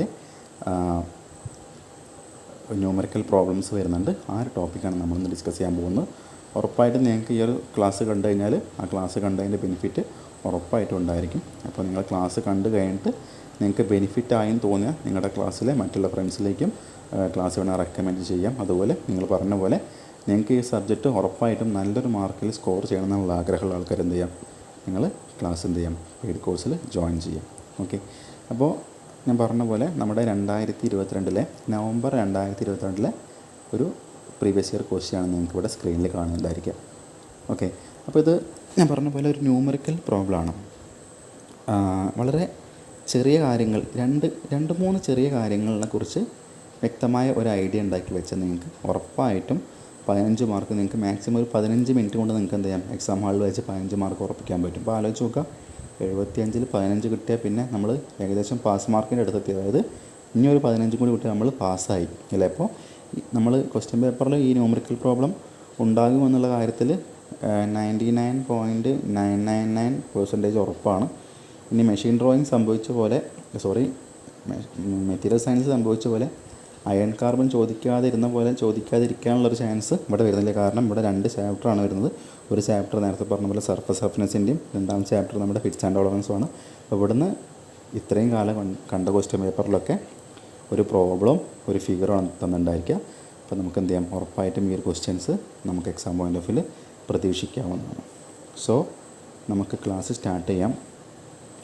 അപ്പോൾ ഞാൻ പ്രോബ്ലം വെച്ചിട്ട് തന്നെ പ്രോബ്ലം പറഞ്ഞുകൊണ്ട് അതിൻ്റെ തിയറി ടോപ്പിക്സും ഡിസ്കസ് ചെയ്ത് പോകാം. ഓക്കെ. അല്ലാണ്ട് നമ്മൾ ആദ്യം കുറേ തിയറി പഠിച്ചിട്ട് ഇനി പ്രോബ്ലത്തിലേക്ക് വരണം. നമ്മൾ എന്ത് ചെയ്യാം, പ്രോബ്ലം നമ്മൾ സോൾവ് ചെയ്യുന്ന സമയത്ത് അതിൻ്റെ കൂടെ അതിൽ നമുക്ക് മനസ്സിലാക്കി വെക്കേണ്ട പോയിൻറ്റ്സ് പറഞ്ഞിട്ട് പോകാം. ഓക്കെ. നിങ്ങൾ ആദ്യം ഇങ്ങനെ ഒരു പ്രോബ്ലം നോക്കുക. നിങ്ങൾ ക്വസ്റ്റ്യൻ പേപ്പർ കിട്ടിയാൽ നിങ്ങൾ ക്വസ്റ്റ്യൻ പേപ്പറിലെ മൊഡ്യൂൾ 2ൻ്റെ ക്വസ്റ്റ്യൻ ഭാഗത്ത് ഇതുപോലൊരു ക്വസ്റ്റ്യൻ ഉണ്ടായിരിക്കും. അതിൻ്റെ കൂടെ വേറൊരു ക്വസ്റ്റ്യനായിട്ട് ഫിഗർ തന്നിട്ടുണ്ടായിരിക്കും. നിങ്ങൾ ആദ്യം എന്ത് ചെയ്യുകയാണെങ്കിൽ നിങ്ങൾക്ക് 15 മാർക്ക് ഉറപ്പിക്കാൻ വേണ്ടി എന്ത് ചെയ്യാം, നിങ്ങൾക്ക് ഈ ക്വസ്റ്റ്യൻ ചെയ്യാവുന്നതാണ്. തിയറി ക്വസ്റ്റ്യനായിട്ട് എന്ത് ചെയ്യാം, ന്യൂമറിക്കൽ പ്രോബ്ലം എന്ത് ചെയ്യാം, നിങ്ങൾക്ക് സോൾവ് ചെയ്ത് 15 മാർക്ക് നിങ്ങൾക്ക് ഉറപ്പ് വരുത്താം. കാരണം നമ്മൾ ഫിഗർ വരയ്ക്കുമ്പോൾ പല ആളുകൾ എന്തായിരിക്കും, സ്ലോയിലൊക്കെ വരയ്ക്കുമ്പോൾ ചിലപ്പോൾ സമയം ഒരുപാട് എടുക്കാനുള്ള ചാൻസ് ഉണ്ട്. അപ്പോൾ നമ്മളിങ്ങനെ സാധാരണ നിങ്ങൾ ഡ്രോയിങ് ഹാളിൽ ഇരുന്ന് വരയ്ക്കുന്ന പോലെ വരയ്ക്കുമ്പോൾ എന്തായിരിക്കും, നമുക്ക് സമയം കറക്റ്റ് നമുക്ക് മീറ്റ് ചെയ്യാൻ കഴിയില്ല. അപ്പോൾ എന്ത് ചെയ്യുക, ആദ്യം തന്നെ നിങ്ങൾ ആ ക്വസ്റ്റ്യൻ പേപ്പർ നോക്കിയിട്ട് ആ ഒരു പ്രോബ്ലം സോൾവ് ചെയ്താൽ നിങ്ങൾക്ക് എന്ത് ചെയ്യും, 15 മാർക്ക് ഉറപ്പായി. പിന്നെ കുറച്ച് നിങ്ങൾ സ്ലോയിൽ വരച്ചാൽ നിങ്ങൾ സേഫ് സോണിലേക്ക് എത്തിയിട്ടുണ്ടായിരിക്കും. അപ്പോൾ നിങ്ങൾ പ്രത്യേകം ശ്രദ്ധിക്കാം. എന്ത് കഴിഞ്ഞാൽ ഈ ഒരു കാര്യം നിങ്ങൾക്ക് വേണമെങ്കിൽ എന്തെങ്കിലും താല്പര്യം ഉണ്ടെങ്കിൽ ഒന്ന് ഈ ഒരു മോഡലിൽ നിങ്ങൾക്ക് എന്ത് ചെയ്യാം, ക്വസ്റ്റ്യൻ അല്ലെങ്കിൽ എക്സാം അറ്റൻഡ് ചെയ്യാവുന്നതാണ്. സോ ഞാൻ ക്വസ്റ്റ്യൻ ഡിസ്കസ് ചെയ്യാം. According to the basic hole system, the dimensions of a hole and its mating shaft are given below.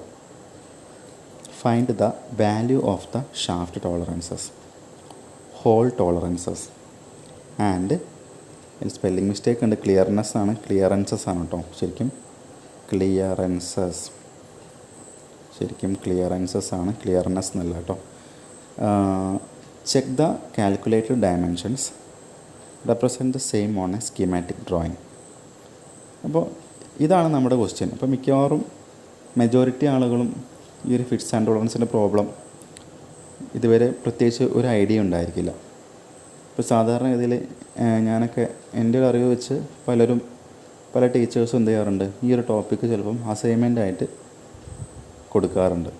അതായത് ക്ലാസ്സിൽ ഡിസ്കസ് ചെയ്യാണ്ട് ഇതിൽ 4 പ്രോബ്ലംസ് എന്ത് ചെയ്യും, നിങ്ങൾക്ക് അസൈൻമെൻറ്റ് എടുത്ത് നിങ്ങളത് ചിലപ്പോൾ ഒരു പക്ഷേ എഴുതി വെച്ചിട്ടുണ്ടായിരിക്കും. അപ്പോൾ അങ്ങനെ സംഭവിച്ച കോളേജുകളിലൊക്കെ എന്തായിരിക്കും, ഈ ഒരു ടോപ്പിക്കിനെ കുറിച്ച് പ്രത്യേകിച്ച് വലിയൊരു ധാരണ ഉണ്ടായിരിക്കില്ല. ഇനി അഥവാ നന്നായിട്ട് എടുത്ത കോളേജുകളും ടീച്ചേഴ്സും ഉണ്ടായിരിക്കും. അവിടെ മിക്കവാറും നിങ്ങളുടെ ഫോൾട്ട് കൊണ്ട്, നിങ്ങൾ ക്ലാസ്സിൽ കൃത്യമായിട്ട് ശ്രദ്ധിക്കാത്ത കാരണം മനസ്സിലാകാത്ത ഫോൾട്ടും ഉണ്ടായിരിക്കും. അപ്പോൾ ഇവിടെ മനസ്സിലാക്കേണ്ട കുറച്ച് കാര്യങ്ങൾ, ഈ ഫിറ്റ്സ് ആൻഡ് ടോളറൻസ് എന്ന് പറയുന്നൊരു സംഭവമുണ്ട്. ഓക്കെ. ഫിറ്റ്സ് ആൻഡ്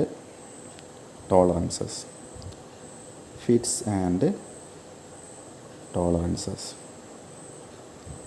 അതിൽ ഞാൻ പെട്ടെന്ന് മനസ്സിലാക്കുന്ന രീതിയിൽ കുറച്ച് കാര്യങ്ങൾ പറഞ്ഞുകൊണ്ട് കൂടുതൽ കാര്യങ്ങൾ മനസ്സിലാക്കി വെക്കുക. ഓക്കെ. ഞാൻ ഒരുപാട് വാരി വലിച്ച് പറയുന്നില്ല, വളരെ കുറച്ച് കണ്ടൻറ്റ് മാത്രമേ പറയുള്ളൂ. അതിൽ നമ്മൾ ഇൻഡെപ്ത് കേട്ട് കഴിഞ്ഞാൽ നമുക്ക് അതിലെ കാര്യങ്ങൾ മനസ്സിലാക്കാൻ പറ്റും. അപ്പോൾ ആലോചിച്ച് നോക്കുക, ഇതിപ്പോൾ ഒരു ഇതിപ്പോൾ ഒരു പേനയുടെ ടോപ്പാണ് കേട്ടോ. ഇതൊരു ജസ്റ്റ് മനസ്സിലാകാൻ വേണ്ടി ചിന്തിക്കുക. ഇതൊരു പേനയുടെ ടോപ്പാണ്. ഓക്കെ. ഇത് നമ്മൾ പേനയുടെ ടോപ്പാന്ന് വിചാരിക്കുക. ഓക്കെ. അല്ല നമ്മുടെ എന്താ പറയുക, നമ്മുടെ പോക്കറ്റിൽ അല്ലേ പിൻ ചെയ്യാനായിട്ടുള്ള അതിൻ്റെ ഒരു ഭാഗം ഉണ്ടാവുമല്ലോ അല്ലേ, ഒരു ക്ലിപ്പ് പോലെ. ഇനി നമ്മുടെ പേനേൻ്റെ ബാക്കി പോർഷൻ ഉണ്ടായിരിക്കും, നമ്മളിതിൻ്റെ അകത്തേക്ക് ഇങ്ങനെ കയറ്റി വെക്കുകയാണ് ചെയ്യുക അല്ലേ, ഇതിനകത്തേക്ക് നമ്മളിങ്ങനെ കയറ്റി വെക്കുകയാണ് ചെയ്യുക. ഞാൻ നിങ്ങൾക്ക് എളുപ്പത്തിൽ മനസ്സിലാക്കാൻ വേണ്ടി എങ്ങനെ പറയുന്നു കേട്ടോ. ഇവിടെ നമ്മുടെ പേനയും അല്ലേ, ഇവിടെ നിബ്ബൊക്കെ ഉണ്ടായിരിക്കും. ജസ്റ്റ് ഇതൊരു പേനയാണ് സങ്കല്പിക്കുക കേട്ടോ. അപ്പോൾ നിങ്ങൾക്കറിയാം ഈ പേനയ്ക്ക് മേലേക്ക് നമ്മുടെ ടോപ്പ് ഇൻസേർട്ട് ചെയ്ത് അവിടെ എന്ത് ചെയ്യും, ടോപ്പ് ഫിറ്റായി നിൽക്കും അല്ലേ. അത് എന്തുകൊണ്ടാണ് അങ്ങനെ നിൽക്കുന്നത് ഒന്ന് ആലോചിച്ച് നോക്കൂ. അല്ലെങ്കിൽ നമ്മുടെ ഈ ഒരു പേന ഇതിൻ്റെ അകത്തേക്ക് നമുക്ക് ടോപ്പിനകത്തേക്ക് നമുക്ക് ഇൻസേർട്ട് ചെയ്യാൻ സാധിക്കുന്നുണ്ട് അല്ലേ. അത് എന്തുകൊണ്ടാണ്? അതിൻ്റെ ആൻസർ നിങ്ങൾക്കറിയില്ല. ഈ ടോപ്പ് ഈ പേനയുടെ അകത്തേക്ക് എന്തുകൊണ്ടാണ് ഇൻസേർട്ട് ആവുന്നത്? ഈ ടോപ്പ് വലുതും ഈ പേനയുടെ ഈ ഭാഗം ചെറുതും അതിനെക്കൊണ്ടാണ് ആ ടോപ്പിനകത്തേക്ക് പേന കയറി പോകുന്നത് അല്ലേ. നേരെ തിരിച്ചാണെങ്കിലോ എന്ത് സംഭവിക്കില്ല, ടോപ്പ് നമുക്ക് പേനയ്ക്ക് സ്യൂട്ടബിൾ ആയിരിക്കില്ല. ഇവിടെ മനസ്സിലാക്കേണ്ടത് ഈ പേനയുടെ ഈ ഒരു ഭാഗം ഉണ്ടല്ലോ, അതായത് നമ്മുടെ റീഫില്ലറും അതുപോലെ ആ പേനയുടെ മൊത്തം വരുന്ന ആ ഒരു എന്താ പറയുക അതിന്, ആ ഒരു കേസ് ഉണ്ടല്ലോ, പേനയുടെ ഇത്രയും വരുന്ന ഒരു കേസ്, ഈ കേസും നമ്മുടെ ടോപ്പിൻ്റെ ഡയമെൻഷനും അല്ലെങ്കിൽ ടോപ്പിൻ്റെ സൈസും ഈ കേസിൻ്റെ സൈസും നമ്മുടെ ടോപ്പിൻ്റെ സൈസും തമ്മിലുള്ള ഒരു ബന്ധമുണ്ട്, ഒരു റിലേഷൻഷിപ്പ് ഉണ്ട് അല്ലേ. ആ റിലേഷൻഷിപ്പിൽ മാറ്റം വരുമ്പോഴാണ് എന്ത് ചെയ്യുന്നത്, ആ പേന ആ ടോപ്പിനകത്തേക്ക് കയറാതിരിക്കുകയും അല്ലെങ്കിൽ ആ ടോപ്പിനകത്തേക്ക് കയറുന്ന ടെൻഡൻസിയും അല്ലെങ്കിൽ ആ ടോപ്പിനകത്ത് ലൂസാവുന്ന ടെൻഡൻസിയും ആ ടോപ്പിനകത്ത് ടൈറ്റ് ആവുന്ന ടെൻഡൻസിയൊക്കെ ഉണ്ടാകുന്നത്. അതായത് ഈ പേനേൻ്റെ കേസും പേനയുടെ ടോപ്പും തമ്മിലുള്ള സൈസിലെ ഡിഫറൻസുകൾ എങ്ങനെയാണോ സംഭവിക്കുന്നത് അതനുസരിച്ചാണ് ആ പേനയും ടോപ്പും തമ്മിൽ പരസ്പരം ഇൻ്റർചേഞ്ചബിളായിട്ട് നമുക്ക് യൂസ് ചെയ്യാൻ സാധിക്കുക അല്ലേ. അപ്പോൾ ആ പേനയുടെ ആ കവറിൻ്റെയും അതുപോലെ ടോപ്പിൻ്റെയും സൈസുകൾ തമ്മിലുള്ള റിലേഷൻഷിപ്പിനാണ് നമ്മൾ എന്ത് വിളിക്കുന്നത്, ഫിറ്റ് എന്ന് പറയുന്നത്, ഫിറ്റ്സ് എന്ന് പറയാം അല്ലേ. നമ്മൾ സാധാരണ നമ്മൾ പറയാറുണ്ട് നമ്മുടെ ഷർട്ട് നമുക്ക് ഫിറ്റാണ് അല്ലേ. എന്തുകൊണ്ടാണ് ഫിറ്റ് എന്ന് പറയുന്നത്? നമ്മുടെ ഷർട്ടിൻ്റെ സൈസും നമ്മുടെ ബോഡിയുടെ സൈസും തമ്മിലുള്ള ആ റിലേഷൻഷിപ്പ് വെച്ചാണ് നമ്മൾ ചെയ്യുന്നത് ഫിറ്റാണെന്ന് പറയുന്നത് അല്ലേ. ഫിറ്റിനെ അല്ലേ നിങ്ങൾ സാധാരണ പറയുന്ന ഒരു ടേമായിരിക്കും ഫിറ്റ് അല്ലേ. ഷർട്ട് ഫിറ്റാണല്ലോ, കാരണം നമ്മുടെ ബോഡിയുടെ സൈസ് എന്താണോ അതനുസരിച്ചുള്ള ഫിറ്റ് ആയിരിക്കും അല്ലെ. അതനുസരിച്ചാണ് നമ്മുടെ ഷർട്ടിൻ്റെ അല്ലെങ്കിൽ പാൻറ്റിൻ്റെ സൈസ് ചെയ്തതെന്ന് വെച്ചാൽ നമ്മൾ എന്ത് ചെയ്യും, നമ്മൾ ഫിറ്റായിട്ട് പറയാറുണ്ട്. ഈ ഷർട്ട് എനിക്ക് ഫിറ്റാണെന്ന് പറയാറുണ്ട്, അല്ലെങ്കിൽ പാൻറ്റ് ഫിറ്റാണെന്ന് പറയാറുണ്ട്. അല്ലെങ്കിൽ നമുക്ക് പാൻറ്റിൻ്റെ കേസ് തന്നെ നമുക്ക് ലൂസ് ഫിറ്റ്, ടൈറ്റ് ഫിറ്റ് എന്നൊക്കെ പറയാറുണ്ടല്ലേ, ബെൽ ബോട്ടം എന്നൊക്കെ പറയുന്ന പോലെ കുറേ ഫിറ്റുകൾ വരുന്നുണ്ട്. ഒക്കെ എന്താണ്, നമ്മുടെ ആ സൈസ്, ഇപ്പോൾ കാലിൻ്റെ സൈസും അതുപോലെ നമ്മുടെ ലെഗിൻ്റെ സൈസും നമ്മൾ അണിയുന്ന പാൻറ്റ്സ് അല്ലെങ്കിൽ ജീൻസിൻ്റെ സൈസും തമ്മിലുള്ള ആ റിലേഷൻഷിപ്പാണ് നമ്മൾ കോമൺ ആയിട്ട് ഫിറ്റ് കൊണ്ട് ഉദ്ദേശിക്കുന്നത്. ഓക്കെ, അപ്പോൾ ഫിറ്റ് എന്താ നിങ്ങൾക്കൊരു ഐഡിയ കിട്ടിയിട്ടുണ്ടായിരിക്കും. ഓക്കെ, ഇനി ഫിറ്റിൽ നമുക്ക് പ്രധാനമായിട്ടും എക്സാം പോയിൻ്റ് ഓഫ് വ്യൂ 2 ഫിറ്റിനെ കുറിച്ചാണ് പഠിക്കേണ്ടത്. അതിലൊരു ഫിറ്റിൻ്റെ പേരാണ് ക്ലിയറൻസ് ഫിറ്റ്. ഓക്കെ, നേരത്തെ പറഞ്ഞ പോലെ ക്ലിയറൻസ് കേട്ടോ, ക്ലിയറൻസ് ഫിറ്റാണ് ഒരു ഫിറ്റിൻ്റെ പേര്, ക്ലിയറൻസ് ഫിറ്റാണ്. രണ്ടാമത്തെ ഫിറ്റിൻ്റെ പേര് ഇൻ്റർഫിയറൻസ് ഫിറ്റാണ്. ഓക്കെ, ക്ലിയറൻസ് ഫിറ്റും ഉണ്ട്, ഇൻ്റർഫിയറൻസ് ഫിറ്റും ഉണ്ട്. അപ്പോൾ നോക്കുക എന്താണ് നമുക്ക് ഇനി ക്ലിയറൻസ് ഫിറ്റ് എന്ന് മനസ്സിലാക്കാം. നമ്മളീ പറഞ്ഞ പോലെ ഈ പേനയുടെയും ടോപ്പിൻ്റെയും കാര്യം ആലോചിച്ച് നോക്കുക. അതായത് ടോപ്പിനകത്തേക്ക് പേന ഇൻസേർട്ട് ആവുന്നത് എന്തുകൊണ്ടാണ്? ഈ ടോപ്പിൻ്റെ സൈസ് കൂടുതലും പേനയുടെ സൈസ് കുറവായതുകൊണ്ടാണ്. ഓക്കെ, അപ്പോൾ ഇങ്ങനെ ആലോചിക്കാം. നമ്മൾ ഈ ടോപ്പിനെ ഇനി ടെക്നിക്കലി പറയാം, ടോപ്പിനെ എന്നല്ല, ഞാൻ ടോപ്പിൻ്റെയും പേനൻ്റെ കാര്യം പറഞ്ഞ് നിങ്ങൾക്ക് പെട്ടെന്ന് മനസ്സിലാക്കാനായിട്ടാണ്. നമ്മൾ ടോപ്പിനെ ഇനി മനസ്സിലാക്കേണ്ടത് എന്താണ്, നമ്മുടെ ടെക്നിക്കിന് ഓർത്ത് വെക്കേണ്ടത്, ടോപ്പിനെ ഒരു ഹോളായിട്ട് മനസ്സിൽ ഓർമ്മ വരണം. ടോപ്പ് എന്ന് പറഞ്ഞാൽ ഒരു ഹോളാണ് അല്ലേ, ആ ഹോളിനകത്ത് നമ്മൾ പേന ഇറക്കി വെക്കുകയാണല്ലോ അല്ലേ, ഇൻസേർട്ട് ചെയ്യാണ് അല്ലേ. അപ്പോൾ ടോപ്പ് എന്ന് പറഞ്ഞാൽ ഹോള് ആണ്. ഈ ടോപ്പിലേക്ക് കയറ്റി വെക്കുന്ന ഈ പേനയുടെ ഈ ഭാഗം ഉണ്ടല്ലോ, അതെന്താണ്, അത് ഷാഫ്റ്റുമാണ്. ഓക്കെ, പേനയുടെ ടോപ്പ് എന്ന് പറഞ്ഞാൽ ഹോളും നമ്മുടെ പേനയുടെ കേസ് എന്താണ്, അത് ഷാഫ്റ്റുമാണ്. അപ്പോൾ നമുക്ക് ടെക്നിക്കലി ഈ ഷാഫ്റ്റും ഹോളാണ് നമുക്ക് ഇനി ഓർമ്മ വരുന്നുണ്ട് അല്ലേ. അപ്പോൾ ഓർത്ത് വെക്കണം, ഹോൾ എന്താണ്, ടോപ്പെന്ന് ജസ്റ്റ് മനസ്സിൽ ഓർത്ത് വെക്കുക. ഷാഫ്റ്റ് എന്ന് പറഞ്ഞാൽ ടോപ്പിനകത്തേക്ക് ഇൻസേർട്ട് ചെയ്യുന്ന നമ്മുടെ പേനയുടെ ആ ഒരു കേസാണ്. ഓക്കെ, അപ്പോൾ ഹോളും ഷാഫ്റ്റും നിങ്ങൾക്ക് മനസ്സിലായി വിചാരിക്കുന്നു. ഓക്കെ, ഇനി എപ്പോഴും ഞാൻ ടോപ്പും പേനയും പറയില്ല, ഇനി ഹോളും ഷാഫ്റ്റുമാണ് പറയാം കേട്ടോ. അപ്പോൾ നോക്കുക, ഇവിടെ ഹോള് വലുതും ഷാഫ്റ്റ് ചെറുതും അല്ലേ. അല്ലേ? എന്തായിരുന്നു ഹോൾ പറഞ്ഞാൽ ടോപ്പാണ്, ഷാഫ്റ്റ് പറഞ്ഞാൽ ചെറുതാണ്. ചെറുത് മീൻസ് അതിൻ്റെ ഇവിടെ വരുന്ന ഡയമീറ്ററിൻ്റെ കാര്യം ഉദ്ദേശിക്കുന്നത് കേട്ടോ. ഇവിടെ ഉണ്ടാകുന്ന ഡയമീറ്ററാണ് ഉദ്ദേശിക്കുന്നത്. അതായത് നമ്മുടെ ടോപ്പിൻ്റെ ഡയമീറ്ററാണ് ഉദ്ദേശിക്കുന്നത്, അതിൽ കേസിൻ്റെ ഡയമീറ്ററാണ് ഉദ്ദേശിക്കുന്നത് അല്ലേ? അതായത് ഹോളിൻ്റെ ഡയമീറ്റർ ടോപ്പിൻ്റെ ഡയമീറ്ററിനേക്കാൾ കൂടുതലായതുകൊണ്ടാണ്, ഹോൾ എന്ന് പറഞ്ഞാൽ ടോപ്പ്, ഹോൾ അഥവാ ടോപ്പിൻ്റെ ഡയമീറ്റർ പേനയുടെ ഈ ഭാഗത്തിൻ്റെ പേനയുടെ കേസിൻ്റെ ഡയമീറ്ററിനേക്കാൾ കൂടുതലായതുകൊണ്ടാണ്, അഥവാ ഷാഫ്റ്റിൻ്റെ ഡയമീറ്ററിനേക്കാൾ കൂടുതലായതുകൊണ്ടാണ് ആ ഹോളിനകത്തേക്ക് ഷാഫ്റ്റ് ഇൻസേർട്ട് ആയത് അല്ലേ? അപ്പോൾ ആ ടൈപ്പ് ഫിറ്റാണ് ക്ലിയറൻസ് ഫിറ്റ്. ഓക്കെ, ഓർത്ത് വെക്കണം, ആ ടൈപ്പ് ഫിറ്റാണ് ക്ലിയറൻസ് ഫിറ്റ്. നേരെ തിരിച്ച് സംഭവിക്കും. അതായത് ഈ ഹോള് ചെറുതും നമ്മുടെ പേനയുടെ ഈ ഭാഗം വലുതും വിചാരിക്കുക. എന്ത് സംഭവിക്കുക? ഹോളിനകത്തേക്ക് അല്ലെങ്കിൽ ടോപ്പിനകത്തേക്ക് പേന കയറൂല അല്ലേ? അപ്പോൾ ആ ഫിറ്റിൻ്റെ പേരാണ് നമ്മുടെ ഇൻ്റർഫിയറൻസ് ഫിറ്റ് എന്ന് പറയാം. ഓക്കെ, ആ ഫിറ്റിൻ്റെ പേരാണ് ഇൻ്റർഫിയറൻസ് ഫിറ്റ്.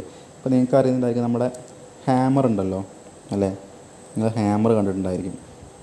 അപ്പോൾ നിങ്ങൾ സാധാരണ ഹാമറിൻ്റെ ഹാൻഡിൽ ഫിറ്റ് ചെയ്യുന്ന ഒരു ഹോളുണ്ട്, ഒരു കീ ഹോൾ ഉണ്ടായിരിക്കും. നമ്മൾ ഈ കീ ഹോളിനകത്തേക്കാണ് നമ്മൾ ഹാമറിൻ്റെ ഹാൻഡിൽ ഫിറ്റ് ചെയ്യുക അല്ല. അപ്പോൾ ആലോചിച്ച് നോക്കുക, എപ്പോഴും എന്തായിരിക്കും ഈ ഹോളിനേക്കാളും കുറച്ച് സൈസ് കൂടുതലായിരിക്കും നമ്മുടെ ആ ഒരു ഹാൻഡിലിന് സൈസ് ഉണ്ടായിരിക്കും. കാരണം എന്തിനാണ്? നമുക്കത് ടൈറ്റ് ഫിറ്റ് വേണം അല്ലേ? ടൈറ്റായി നിൽക്കണം ആ ഹാൻഡിൽ. എന്ത് ചെയ്യണം? ആ ഹാമറിൻ്റെ ഹെഡിൻ്റെ മേലെ ടൈറ്റായിട്ട് നിൽക്കണം. അപ്പോൾ എന്തായിരിക്കും? സാധാരണയായിട്ട് നമ്മുടെ ഹോളിനേക്കാൾ വലിയ ഹാൻഡിലായിരിക്കും, വലിയ ഡയമീറ്ററുള്ള ഹാൻഡിലായിരിക്കും നമ്മളതിലേക്ക് ഇൻസേർട്ട് ചെയ്ത് നമ്മൾ അടിച്ച് ഇൻസേർട്ട് ഇല്ലേ, നമ്മൾ ഫോഴ്സ് കൊടുത്ത് അതിലേക്ക് ഇൻസേർട്ട് ചെയ്യുന്നുണ്ടായിരിക്കാം. ചിലപ്പോൾ എന്തായിരിക്കും? ആ ഹെഡിൻ്റെ മേലെ ഹാൻഡിൽ നല്ല ഫിക്സായിട്ട് സ്റ്റാൻഡിൽ നിൽക്കാനുള്ള ടെൻഡൻസി ഉണ്ടായിരിക്കും. നിങ്ങൾക്ക് വേണമെങ്കിൽ എന്ത് ചെയ്യാം? ഇൻ്റർഫിയറൻസ് ഫിറ്റ് വേണമെങ്കിൽ ഈ ഹാമറിൻ്റെ കാര്യം ആലോചിച്ച് നോക്കാം. ഓക്കെ, അപ്പോൾ പറയുന്നത് ഇത്രയേ ഉള്ളൂ. ഞാൻ ഹോളും ഷാഫ്റ്റും മാത്രം പറയാം. അത് ഹോളിൻ്റെ സൈസിനേക്കാൾ ചെറുതാണ് ഷാഫ്റ്റിൻ്റെ സൈസെങ്കിൽ അത് ഏത് ഫിറ്റാണ്? അത് ക്ലിയറൻസ് ഫിറ്റാണ്. അതായത് ഇത് ഷാഫ്റ്റ്, ഇത് ഹോള് അല്ലേ? Shaft hole. ഇപ്പോൾ ഇവിടെ ഷാഫ്റ്റ് ചെറുതും ഹോൾ വലുതാണത് ക്ലിയറൻസ് ഫിറ്റാണ്. ടോങ് മാർക്ക് ചെയ്തത് ക്ലിയറൻസ് ഫിറ്റാണ്.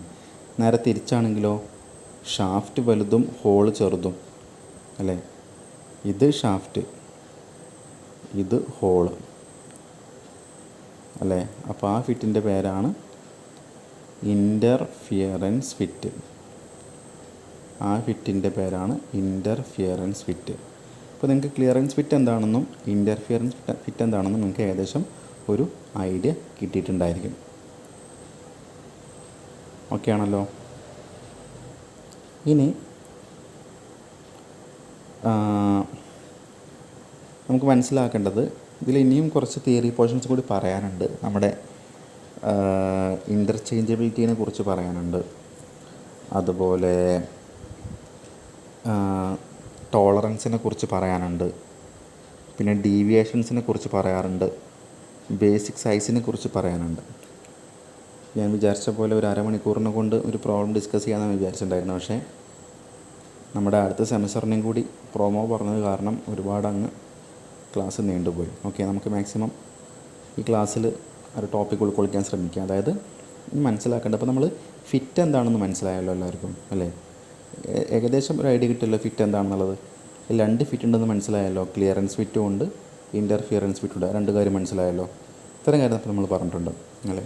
ഇനി അതുപോലെ അടുത്തൊരു ടൈമാണ് ബേസിക് സൈസ്. ഓക്കെ, ഇത് നിങ്ങൾക്ക് ആവശ്യമുണ്ട് ഈ ഒരു ടോപ്പിക്ക് പഠിക്കുമ്പോൾ. Basic size. അതേപോലെ അടുത്തൊരു ടൈമാണ് ആക്ച്വൽ സൈസ്. ഓക്കെ, അടുത്തൊരു ടൈമാണ് ആക്ച്വൽ സൈസ്. അപ്പോൾ എന്താണ് ബേസിക് സൈസ് നോക്കുക. പെട്ടെന്ന് പറഞ്ഞു പോകട്ടെ, അധികം സമയം കളയുന്നില്ല. ഇപ്പോൾ നമ്മൾ എന്തെങ്കിലും ഒരു മെഷീൻ പാർട്ടോ നമ്മൾ എന്തെങ്കിലും ഒരു സാധനം ഉണ്ടാക്കാൻ പോവാണ്. അത് നമ്മളിപ്പോൾ ആലോചിച്ചപ്പോൾ ഇപ്പോൾ ഒരു നെറ്റ് ഉണ്ടാക്കാൻ പോവാണ്, അല്ലെങ്കിൽ ഒരു ബോൾട്ട് ഉണ്ടാക്കാൻ പോകുക വിചാരിക്കാം. അപ്പോൾ നമ്മൾ എന്ത് ചെയ്യും? ആദ്യം ഡിസൈൻ ചെയ്യുമല്ലോ. നമ്മൾ ഏതൊരു കാര്യം ഉണ്ടാക്കുമ്പോൾ നമ്മൾ ആദ്യം ഡിസൈൻ ചെയ്യൂലേ അല്ലേ? നമ്മൾ ഡിസൈൻ ചെയ്തിട്ടായിരിക്കും എന്ത് ചെയ്യുക? അത് നമ്മൾ മനസ്സിൽ ഡിസൈൻ ചെയ്യും അല്ലേ? അല്ലെങ്കിൽ നമ്മൾ പേപ്പറിൽ അല്ലെങ്കിൽ നമ്മൾ CAD ഉപയോഗിച്ച് ഡിസൈൻ ചെയ്യുന്നുണ്ടായിരിക്കും. ശേഷം മാത്രമേ നമ്മളതിനെ പ്രാക്ടിക്കലായിട്ട് ഇനി വർക്ക് ചെയ്യുള്ളൂ അല്ലേ? അപ്പോൾ നമ്മൾ ഡിസൈൻ ചെയ്ത് നമ്മൾ എന്താണോ ഉണ്ടാക്കാൻ ഉദ്ദേശിക്കുന്നത് നമ്മൾ ഡിസൈൻ ചെയ്യും. ആ ഡിസൈൻ ചെയ്യുന്ന തിയററ്റിക്കൽ സൈസാണ് നമ്മുടെ ബേസിക് സൈസ് എന്ന് പറയുന്നത് അല്ലേ? അപ്പോൾ നമ്മൾ തിയററ്റിക്കലി ഏത് സൈസിൽ ഉണ്ടാക്കാൻ ഉദ്ദേശിക്കുന്നോ അപ്പോൾ നമ്മൾ ഡിസൈൻ ചെയ്യും. ഒരു 50 mm ഡയമീറ്ററുള്ള ഒരു ഷാഫ്റ്റ് ഉണ്ടാക്കണം. ഓക്കെ, 50 mm ഡയമീറ്ററുള്ള 50 mm ഡയമീറ്ററുള്ള ഒരു ഷാഫ്റ്റ് ഉണ്ടാക്കണം. എന്ത് ചെയ്യാണ്, നമ്മൾ 50 mm ഡയമീറ്ററുള്ള ഷാഫ്റ്റിൻ്റെ ഡിസൈൻ നമ്മൾ വരയ്ക്കും. അപ്പോൾ ഈ 50 mm ആണ് ശരിക്കും അവിടുത്തെ ബേസിക് സൈസ് എന്ന് പറഞ്ഞാൽ. ഇനി എന്തായിരിക്കും ആക്ച്വൽ സൈസ് എന്ന് പറഞ്ഞാൽ? എന്തായിരിക്കും ആക്ച്വൽ സൈസ് അല്ലേ? എന്താ നമുക്ക് നമ്മുടെ ആക്ച്വൽ എന്ന് പറഞ്ഞാൽ, ആക്ച്വലിൻ്റെ മലയാളം മീനിങ് എന്താണ് അല്ലേ? യഥാർത്ഥ സൈസ് അല്ലേ? ആക്ച്വൽ എന്ന് പറഞ്ഞാൽ യഥാർത്ഥം. അപ്പോൾ യഥാർത്ഥ സൈസ് നേരത്തെ പറഞ്ഞ പോലെ നമ്മൾ എന്ത് ചെയ്തു, 50 mm ഷാഫ്റ്റ് ഉണ്ടാക്കാൻ വേണ്ടി നമ്മൾ ഡിസൈൻ ചെയ്തു. നമ്മൾ മെഷീൻ ഉപയോഗിച്ച് 50 mm ഷാഫ്റ്റ് ഉണ്ടാക്കി അല്ലേ? ഉണ്ടാക്കി ഒരു വർക്കർ ഉണ്ടാക്കി, ഒരു മെഷീൻ ഓപ്പറേറ്റർ മെഷീനിൽ എന്ത് ചെയ്തു, ലെയ്ത്താണെങ്കിൽ ലെയ്ത്തിൽ വെച്ച് 50 mm ഷാഫ്റ്റ് ഉണ്ടാക്കി അല്ലേ? ഇത് എന്ത് ചെയ്യുക, നമ്മൾ ആ ഷാഫ്റ്റിൻ്റെ ഡയമെൻഷൻ നമ്മൾ അളന്ന് നോക്കുകയാണ്. അപ്പോൾ നമ്മൾ അതിൻ്റെ മെഷർ ചെയ്യുന്ന സമയത്ത് അതിൽ നമുക്ക് 50.001 കിട്ടി. അത്രയും mm. ഓക്കെ, അതായത് ഒരു 5 പേരെ കൊണ്ട് ഈ ഒരു ഷാഫ്റ്റ് 50 mm ഉണ്ടാക്കാൻ ഏൽപ്പിച്ചു. ഓക്കെ, അപ്പോൾ ഒരാൾ ഉണ്ടാക്കിയപ്പോൾ അളന്ന് നോക്കി മെഷർ ചെയ്തു, അത് 50.001 mm. വേറൊരാളെ വിളിച്ചു, അയാൾ കൊണ്ട് ഉണ്ടാക്കി നോക്കി, അപ്പോൾ മെഷർ ചെയ്തപ്പോൾ 50.002 mm. വേറൊരാളെ കൊണ്ട് ഉണ്ടാക്കിച്ചു, അത് മെഷർ ചെയ്ത് നോക്കി, അത് നോക്കിയപ്പോൾ 49.099 mm. പിന്നെയും ഒരാളെ വിളിച്ചു, വേറൊരാളെ കൊണ്ട് ഷാഫ്റ്റ് ഉണ്ടാക്കി നോക്കി, 49.097 mm. കണ്ടോ? അപ്പോൾ ആ ഒരു വേരിയേഷൻ വന്നിട്ടുണ്ട് അല്ലേ? അതായത് ഇയാൾ ഉദ്ദേശിച്ച് ഉണ്ടാക്കിയത് 50 mm കൊണ്ടാണ്, 50 mm ഷാഫ്റ്റ് ഉണ്ടാക്കാൻ ഉദ്ദേശിച്ചു. പക്ഷേ ഓരോരുത്തരും ഉണ്ടാക്കിയപ്പോൾ അവിടെ 50-ൽ കുറേ മാറ്റങ്ങൾ സംഭവിച്ചു. എന്ത് മാറ്റം സംഭവിച്ചത്? വളരെ മൈന്യൂട്ടായിട്ടുള്ള ചെറിയ ചെറിയ ഡിഫറൻസുകൾ മാത്രമേ സംഭവിച്ചിട്ടുള്ളൂ അല്ലേ? പക്ഷേ അവിടെ ഡിഫറൻസ് ഉണ്ടായിട്ടുണ്ട് അല്ല? 5 പേരുണ്ടാക്കിയപ്പോഴും 5 സൈസായിട്ട് മാറിയിട്ടുണ്ട് അല്ലേ? അപ്പോൾ ഈ സൈസിനാണ് നമ്മൾ എന്ത് പറയേണ്ടത്? അവിടുത്തെ ആക്ച്വൽ സൈസ് എന്ന് പറയുന്നത്. മനസ്സിലായോ? എന്താണ് ബേസിക് സൈസ് എന്നും എന്താണ് ആക്ച്വൽ സൈസ് എന്നും മനസ്സിലായെന്ന് വിചാരിക്കുന്നു. രണ്ടും കിട്ടിയോ? ഐഡിയ കിട്ടിയോ? ആക്ച്വൽ സൈസ് എന്താണ്, ബേസിക് സൈസ് എന്താണ് ഐഡിയ കിട്ടിയിട്ടുണ്ടായിരിക്കും. അപ്പോൾ ഞാൻ ജസ്റ്റ് ഇത്രയും നമ്മൾ പഠിച്ച കാര്യങ്ങൾ ജസ്റ്റ് നമ്മുടെ നോട്ട് ചെയ്യാം. ആദ്യം പറഞ്ഞത് നമ്മുടെ ഫിറ്റ് എന്താണ്, നമ്മുടെ ടോപ്പിക്കിൻ്റെ പേര് തന്നെ ഫിറ്റ്സ് ആൻഡ് ടോളറൻസ് ആണ്. ഫിറ്റ്സ് മനസ്സിലായി. ഫിറ്റ്സിൽ 2 ഫിറ്റ് പറഞ്ഞു. ഒന്ന് ക്ലിയറൻസ് ഫിറ്റും അല്ലേ? രണ്ടാമതിൻ്റെ പേര് നിങ്ങൾ ആലോചിച്ച് നോക്കൂ, ഓർമ്മ ഉണ്ടോ? ഒന്ന് ക്ലിയറൻസ് ഫിറ്റാണ്, രണ്ടാമത്തത് ഇൻ്റർഫിയറൻസ് ഫിറ്റാണ് അല്ലേ? രണ്ടാമത്തത് ഇൻ്റർഫിയറൻസ് ഫിറ്റാണ്. രണ്ടെണ്ണം പഠിച്ചല്ലോ. ആ രണ്ടും എന്തോ ഓർമ്മ ഉണ്ടല്ലോ, നിങ്ങൾ എക്സാമ്പിൾ വെച്ച് ഓർത്ത് കേട്ടോ. ക്ലിയറൻസ് പറഞ്ഞാൽ വലിയ ഹോള് ചെറിയ ഷാഫ്റ്റ്. ഇൻ്റർഫിയറൻസ് പറഞ്ഞാൽ വലിയ ഷാഫ്റ്റ് ചെറിയ ഹോള് അല്ലേ? അപ്പോൾ ഓർത്ത് വെക്കണം. പിന്നെ നമ്മൾ പഠിച്ചത് എന്തായിരുന്നു? ബേസിക് സൈസ് എന്താണെന്ന് പഠിച്ചു അല്ലേ? എന്താണ് ബേസിക് സൈസ് എന്ന് പറഞ്ഞാൽ നമ്മൾ ഡിസൈൻ ചെയ്യാൻ ഉദ്ദേശിക്കുന്ന സൈസാണ്, അല്ലെങ്കിൽ ഡിസൈൻ ചെയ്ത തിയററ്റിക്കൽ സൈസാണ് ബേസിക് സൈസ് എന്ന് പറഞ്ഞാൽ. രണ്ടാമത് നമ്മൾ ആക്ച്വൽ സൈസ് പഠിച്ചു. എന്താണ്? ഡിസൈൻ ചെയ്തതിന് ശേഷം നമ്മൾ ഉണ്ടാക്കി കഴിഞ്ഞിട്ട് ശേഷം നമ്മൾ മെഷർ ചെയ്യുമ്പോൾ കിട്ടുന്ന സൈസാണ് ആക്ച്വൽ സൈസ്. അപ്പോൾ ഇത്രയും പറഞ്ഞ കാര്യങ്ങൾ നിങ്ങൾക്ക് മനസ്സിലായിട്ടുണ്ടെങ്കിൽ ജസ്റ്റ് ഒന്ന് മനസ്സിൽ റിവൈൻഡ് ചെയ്യുക. ഫിറ്റ്സിനെ കുറിച്ച് ജസ്റ്റ് മനസ്സിലൊന്ന് ഓർത്ത് വെക്കുക. 2 ടൈപ്പ് ഫിറ്റ് ഉണ്ട്, ക്ലിയറൻസ് ഫിറ്റും ഉണ്ട്, ഇൻ്റർഫിയറൻസ് ഫിറ്റും ഉണ്ട്. അവ രണ്ട് തമ്മിലുള്ള വ്യത്യാസങ്ങൾ മനസ്സിലാക്കി വെക്കുക, ഓർത്ത് വെക്കുക അല്ല? ക്ലിയറൻസ് ഫിറ്റ് ആകുമ്പോൾ വലിയ ഹോളും ചെറിയ ഷവർ. അപ്പോൾ ഇതിൽ ഒന്ന് പഠിച്ചു വെച്ചാൽ മതി, മറ്റേ പിന്നെ പ്രത്യേകം പഠിക്കേണ്ട ആവശ്യമില്ല അല്ലേ? ക്ലിയറൻസ് ഫിറ്റ് എന്താ പഠിച്ചു വെച്ചാൽ എന്ത് ചെയ്യുക, അതിന് നേരെ ഓപ്പോസിറ്റാണ് നമ്മൾ ഇൻ്റർഫിയറൻസ് ഫിറ്റ് വരും. അപ്പോൾ നിങ്ങൾ ഒന്ന് പഠിച്ചാൽ നാച്ചുറലി നിങ്ങൾക്ക് മറ്റത് ഓർക്കാൻ പറ്റും അല്ലേ? ക്ലിയറൻസ് ഫിറ്റ് പറഞ്ഞാൽ നിങ്ങൾ പാനയുടെയും ടോപ്പിൻ്റെയും കാര്യം ആലോചിച്ച് നോക്കുക അല്ലേ? ടോപ്പ് എന്ന് പറയുമ്പോൾ ഹോള്, വലിയ ഹോള്, പാനൻ്റെ ഭാഗം ഷാഫ്റ്റ്, ചെറിയ ഷാഫ്റ്റ്, അത് ക്ലിയറൻസ് ഫിറ്റ്. അപ്പോൾ എന്തായിരിക്കും ഇൻ്റർഫിയറൻസ് പറഞ്ഞാൽ നേരെ തിരിച്ച് വരും, ചെറിയ ഹോൾ വലിയ ഷാഫ്റ്റ് എന്ന് ഞാൻ പറഞ്ഞ പോലെ നമ്മുടെ ഹാമറിൻ്റെ ഹാൻഡിലും ഹെഡും ജസ്റ്റ് ആലോചിച്ച് നോക്കുക. പിന്നെ ബേസിക് സൈസും ആക്ച്വൽ സൈസും. അപ്പോൾ ഇത്രയും മനസ്സിലായി വിചാരിക്കുന്നു. ഇത്രയും മനസ്സിലായിട്ട് നിങ്ങൾ എന്ത് ചെയ്യാം, ക്ലാസ് ഇത്രയും മനസ്സിലാക്കാൻ സാധിച്ച സ്ഥിതിക്ക് എന്ത് ചെയ്യാം, നിങ്ങൾ ജസ്റ്റ് ഒരു ക്ലാസ്സിന് ഒരു ലൈക്ക് ചെയ്യാം, ഒരു കമൻറ്റ് ചെയ്യാം, എന്തെങ്കിലും ഒരു കമൻറ്റ്, നല്ലൊരു ഫീഡ്ബാക്ക് തരാം. ഓക്കെ, ഏകദേശം 45 മിനിറ്റായി ക്ലാസ്. നമുക്ക് അടുത്തൊരു വളരെ കുറഞ്ഞ സമയം കൊണ്ട് നമുക്ക് തീർക്കാൻ പറ്റുന്ന വിശ്വസിക്കുന്നു. മാക്സിമം ശ്രമിക്കാം കേട്ടോ.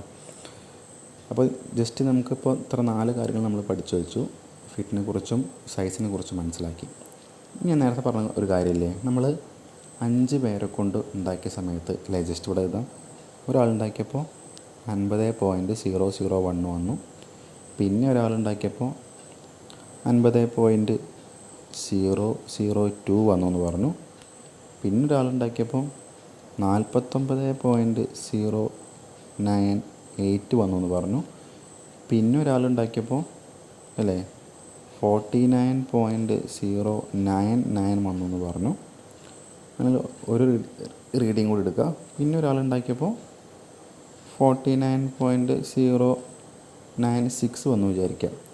ശരിക്കും പറഞ്ഞാൽ വളരെ 0.096 എന്ന് പറഞ്ഞാൽ നമുക്ക് പെട്ടെന്ന് വിസിബിളി നമ്മുടെ നേക്കഡ് അതിനെ കൊണ്ടൊന്നും നമുക്ക് മനസ്സിലാവില്ല. അല്ലെങ്കിൽ സാധാരണ ഒരു ചെറിയ നോർമൽ ലിസ്റ്റ് കൗണ്ടുള്ള ഒരു കാലിപ്പർ ഉപയോഗിച്ച് നമുക്ക് അളന്നാൽ ചിലപ്പോൾ കിട്ടിയെന്ന് വരില്ല അല്ലേ. അപ്പോൾ ഇങ്ങനെയുള്ള മൈന്യൂട്ട് ഡിഫറൻസാണ് അവിടെ സംഭവിച്ചിരിക്കുന്നത്. ചിലപ്പോൾ ഒന്ന് ആലോചിച്ച് നോക്കുക. ഇങ്ങനെ നമ്മളിപ്പോൾ അറിയാം, നമ്മളിപ്പോൾ ഒരു നെട്ടും ബോൾട്ടും ഉണ്ടാക്കുക വിചാരിക്കുക അല്ലേ. ഇപ്പോൾ നെട്ടും ബോൾട്ടും ഉണ്ടാക്കുമ്പോൾ എന്തായിരിക്കും, ഒരു കമ്പനി, ഇപ്പോൾ ജസ്റ്റ് ഒരു കമ്പനി എ എന്ന് പറയുന്ന ഒരു കമ്പനി ഉണ്ട്.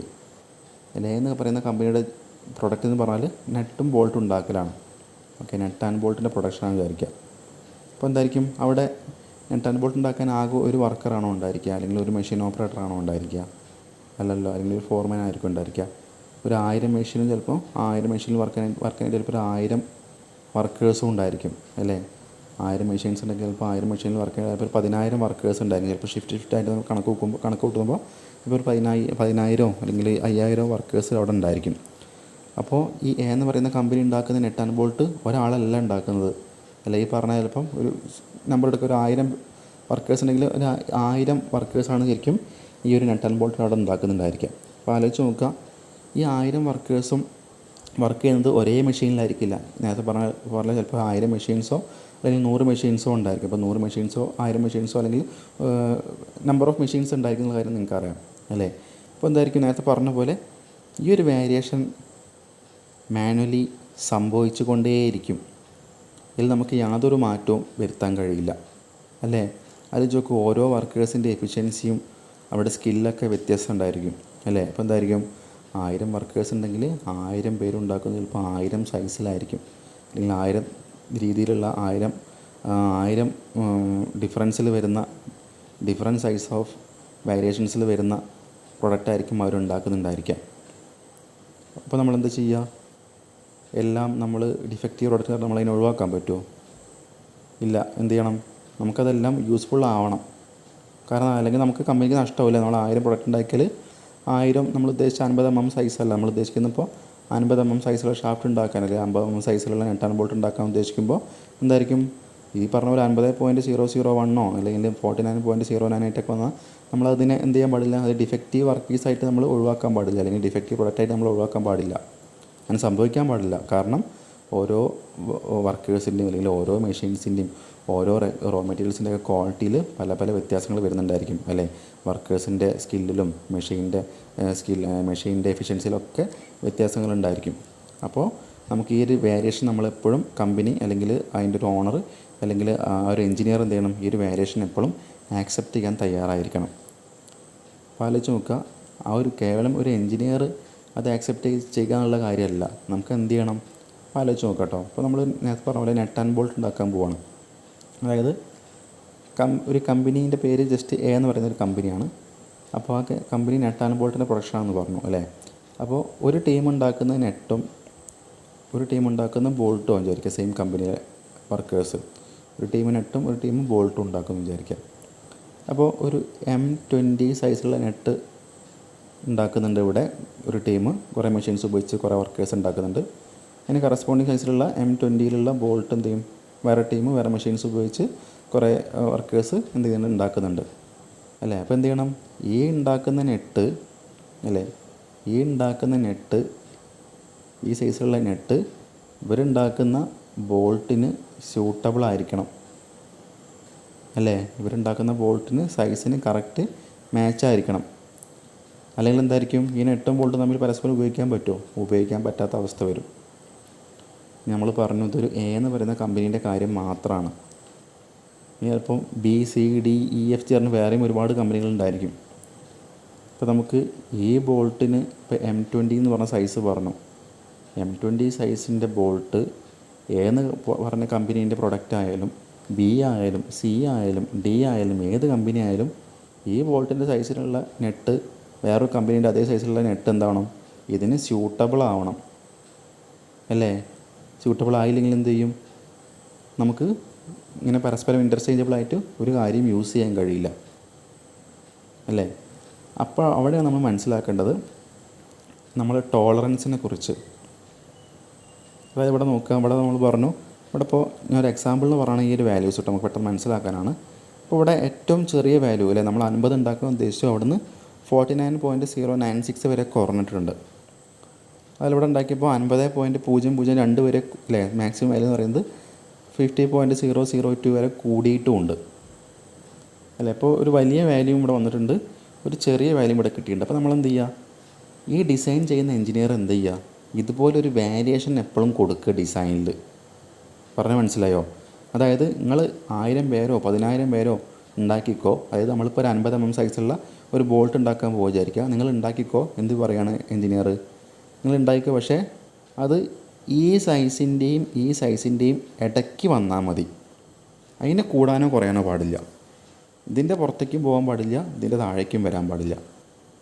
ചുരുക്കി പറഞ്ഞാൽ നിങ്ങൾ നെട്ട് ആൻഡ് ബോൾട്ട് ഉണ്ടാക്കിക്കോ, 50.002ൻ്റെയും 49.096ൻ്റെയും ഇടയ്ക്ക് ഉണ്ടാക്കണം അല്ലേ. ഇതിനിടയ്ക്ക് ഉണ്ടാക്കണം. ഇവിടുന്ന് കൂടി പോകാനും പാടില്ല, ഇവിടുന്ന് കുറഞ്ഞു പോകാനും പാടില്ല. അപ്പോൾ എന്ത് ചെയ്യാം, ഇതിന് ഇടയ്ക്ക് ഉണ്ടാക്കുക എന്ന് പറയുന്നത് വലിയൊരു ടാസ്ക് അല്ല അല്ലേ. പറഞ്ഞ് മനസ്സിലായല്ലോ. അപ്പോൾ ഇങ്ങനൊരു സൈസിൽ നമ്മൾ ഒരു വേരിയേഷൻ കൊടുക്കുക എപ്പോഴും. പറഞ്ഞ് മനസ്സിലായി. കാരണം നമുക്ക് എല്ലാ പ്രൊഡക്റ്റും എന്ത് ചെയ്യണം, ഇൻ്റർചേഞ്ചബിളായിട്ട് പരസ്പരം അങ്ങോട്ടും ഇങ്ങോട്ടും ഉപയോഗിക്കാൻ പറ്റണം. അല്ലെങ്കിൽ എന്തായിരിക്കും, എല്ലാ പ്രൊഡക്റ്റുകളും ഡിഫക്റ്റീവായിട്ട് നമ്മൾ ഒഴിവാക്കേണ്ടി വരും.